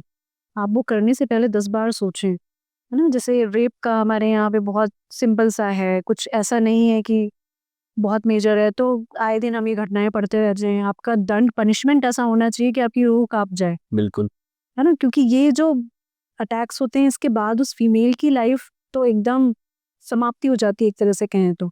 वो अपने घर की चौखट लांघने से भी 10 बार, बिल्कुल। लांघने से पहले 10 बार सोचती है ना? वो मेंटली एकदम टूट जाती है, उसका कॉन्फिडेंस ज़ीरो हो जाता है। उसको वापस सोसाइटी में लाना बहुत ही डिफ़िकल्ट टास्क है, बिल्कुल। और इस तरह की घटनाएँ सोसाइटी में नहीं होनी चाहिए। इस मामले में मैं कहूँगा कि जो मुस्लिम कानून है वो काफ़ी हद तक मैं उसका समर्थन करता हूँ। बस इसी चीज़ में मैं कहना चाहूँगा। ख़ैर, वापस से हम पॉइंट पर आते हैं, थोड़ा-सा हम आगे चले गए थे।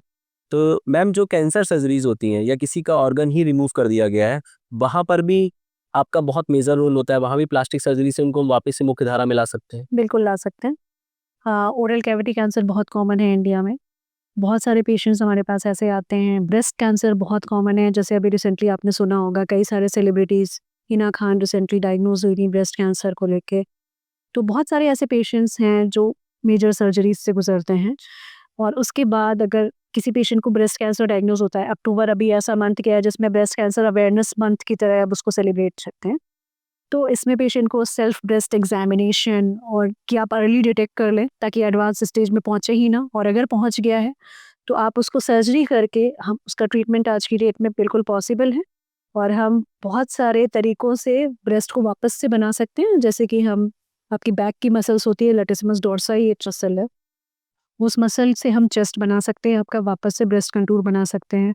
आपकी एब्डोमेन की मसल यूज़ करके हम आपका ब्रेस्ट बना सकते हैं, जी। है ना? तो आज तकनीक ऐसी पहुंच गई है, और प्लास्टिक सर्जरी की मदद से पेशेंट को वापस से मुख्य धारा में हम ला सकते हैं। तो ब्रेस्ट बहुत ही एक कहना चाहिए कि एक फीमेल की लाइफ में ब्रेस्ट का बड़ा मेजर रोल होता है, उसकी एक इमेज में, जो बॉडी इमेज है। तो अगर आप किसी को कहते हैं कि हम आपका ब्रेस्ट रिमूव कर देंगे, तो जब उसका कैंसर डायग्नोज होता है तब तो उसे लगता है कि हाँ बस मुझे इससे छुटकारा पाना है। तो उस वक्त तो वो रेडी होती है, लेकिन उसके बाद उसकी लाइफ बहुत ही कॉम्प्रोमाइजिंग हो जाती है। वो अपने पहले के कपड़े नहीं पहन सकती है, उसके आउटफिट्स चेंज हो जाते हैं, एक तरफ का ब्रेस्ट उसका सपाट दिखता है, एक तरफ उसका उभार है। तो पेशेंट का जो कॉन्फिडेंस है वो बहुत ही कम हो जाता है। तो ऐसे पेशेंट्स में रिकंस्ट्रक्शन आज की डेट में बहुत अच्छा समाधान है, और हमें पेशेंट्स को अवेयर करना चाहिए। कई बार पेशेंट अवेयर ही नहीं होते हैं कि ये पार्ट बन भी सकता है, इवन डॉक्टर्स भी अवेयर नहीं होते हैं। तो आज की डेट में मेरे ख्याल से पेशेंट्स को ऑप्शंस तो देने ही चाहिए, और इसके रिजल्ट्स भी बहुत अच्छे हैं। जैसे जो हमारे सेलिब्रिटीज़ हैं जिनकी मैंने बात की, इन सभी ने प्लास्टिक सर्जरी की टेक्निक से वापस से रिकंस्ट्रक्शन करवाया है, और आराम से वो अपने सारे काम कर रहे हैं, उनको कोई समस्या नहीं होती है। ओरल कैविटी कैंसर की बात करें तो मेल्स में बहुत कॉमन है, जितने भी लोग गुटखा पान मसाला खा रहे हैं तो बहुत कॉमन है हमारे इंडिया में। इससे पहले मैं कैंसर संस्थान में ही थी जो हमारे लखनऊ में है, कैंसर जो सिर्फ कैंसर के ही पेशेंट्स को डील करता था। तो वहाँ पर मैं देखती थी कि हमारी ओपीडी अच्छी खासी होती थी, स्पेशली प्लास्टिक की भी जो ओपीडी थी हमारी, उसमें सारे कैंसर रिकंस्ट्रक्शन वाले ही पेशेंट्स आते थे। तो जितने भी ओरल कैविटी के कैंसर्स हो रहे हैं, आपका गाल पे कैंसर हो गया है या मैंडिबल आपका इन्वॉल्व हो गया है, तो वो उतना हिस्सा हटा देते हैं जो आपके कैंसर सर्जन है। उसके बाद आती है रिकंस्ट्रक्टिव टीम की बारी। तो हम उसको कई तरह से बना सकते हैं। आपके चेस्ट का मसल लेके हम उसे बना सकते हैं, नहीं तो आपके पैर में 2 हड्डियाँ हैं, उसमें से एक हड्डी जिसको फिबुला कहते हैं, तो ये फ्री फ्लैप है, माइक्रोवास्कुलर टेक्निक का पार्ट हो जाता है। यहाँ पे हम आपका जो जबड़ा निकाला गया है उसी को शेप वो वैसा ही शेप आपके पैर की हड्डी से बनाते हैं और उसको यहाँ पे फेस में ले जाके नेक की वेसल्स के साथ एनास्टोमोस कर देते हैं। ये लंबी सर्जरी होती है ना, टाइम टेकिंग होती है, और लेकिन इलाज पॉसिबल है और पेशेंट को हम वापस से मेन स्ट्रीम में लाते हैं। और ये सिर्फ किताबी बातें नहीं हैं, ये सर्जरीज आज की डेट में हो रही हैं और पेशेंट्स को इनके रिजल्ट्स भी मिल रहे हैं और अच्छे रिजल्ट्स। मैम सबसे लास्ट क्वेश्चन है मेरा आपके लिए कि आपके लिए ये बाहरी सुंदरता, ये अलग अलग फिलर्स, बोटॉक्स, ये सब चीज़ें बहुत ज़्यादा ज़रूरी है, या फिर हमारा अंदर का कॉन्फिडेंस या एज को एक्सेप्ट करते हुए आगे बढ़ना? आपको क्या लगता है? देखिए, एज को एक्सेप्ट, बैलेंस हमेशा ज़रूरी है लाइफ के किसी भी पार्ट में, है ना? इट डिपेंड्स कि आपकी ज़रूरत क्या है उस वक़्त। अब अगर हमारे सेलिब्रिटीज़ की बात करें तो आप भी नहीं चाहेंगे ना कि अमिताभ बच्चन हमेशा सैगी लुक के साथ दिखाई दें, या रजनीकांत, अब वो बहुत साउथ के बड़े फेमस सुपरस्टार हैं। जी। हाँ, तो जब भी वो स्क्रीन पे आते हैं तो वो एक अलग लुक दिखता है, लेकिन अगर आप उनको रियल लाइफ में देखते हैं तो वो एकदम अलग पर्सनैलिटी है ना? तो मेकअप का बहुत ज़्यादा रोल होता है, प्लस सेलिब्रिटीज़ का ब्रेड एंड बटर वही है और पब्लिक उन्हें देखना चाहती है उस फॉर्म में, वो चाहती नहीं है कि वो कभी बूढ़े हों। ये पब्लिक का भी एक प्रेशर होता जी। है ना? तो उनकी नीड अलग है, उनकी रिक्वायरमेंट अलग है, तो उनकी तो ज़रूरत है वहाँ पे कि उनको लेने पड़ेंगे बोटॉक्स, उनको लेने पड़ेंगे फिलर्स, या जहाँ आपका रोल ये डिमांड कर रहा है, जैसे कि गौरी मूवी, है ना? वहाँ पे सुष्मिता सेन की रिक्वायरमेंट थी कि उनको ये फिलर्स लेने पड़े, है ना? तो उस प्रोपोर्शन में उनको लेने पड़े ताकि वो उस कैरेक्टर को जी सकें, स्क्रीन पे वो उस तरह से दिखें, जी। है ना? तो उन्होंने अपने फिलर्स लिए। तो एक अलग सिनेरियो हो जाता है। लेकिन मैं जो आपका क्वेश्चन है कि क्या हर किसी को फिलर्स कराने चाहिए? क्या जो भी 30s-40s में पहुँच गया उसको बोटॉक्स लगवाना चाहिए? तो मैं कहूँगी कि हर किसी को के लिए तो ये नहीं है।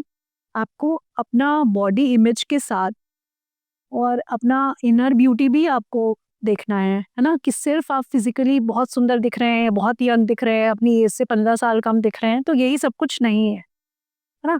आपको अंदर से भी अच्छी फीलिंग आनी चाहिए और एक्सेप्टेंस तो हर मोड़ पे लाइफ के बहुत इंपॉर्टेंट जी। है ना?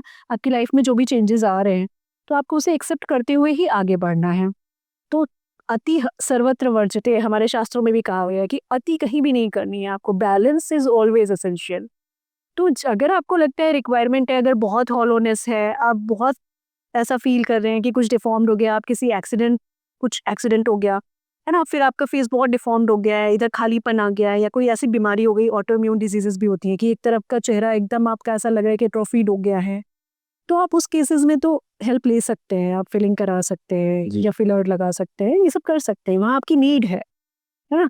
कि आप जब भी शीशा देखते हैं आपको वही चीज़ स्टक कर रही है दिमाग में, आप उससे आगे बढ़ ही नहीं पा रहे हैं, या आप अपने लुक्स को लेके इतना कॉन्शियस हैं, फिर मैंने कहा कि फिर यहाँ पे बैलेंस नहीं है, फिर आपको थोड़ा-सा काउंसलिंग की भी ज़रूरत है। जी। अगर किसी के दिमाग में वही चल रहा है कि मुझे तो 2 रिंकल आ गए हैं, या मुझे 4 एक्ने निकल आए हैं, तो मैं दिन भर उसी को गिन रही हूँ, या मैं शीशा लेके दिन भर वही देख रही हूँ, तो यहाँ पे अति हो गई, बैलेंस नहीं है फिर आपकी लाइफ में। तो आपको एक साइकियाट्रिक इवैल्यूएशन की ज़रूरत है, यू नीड अ काउंसलर। बिल्कुल।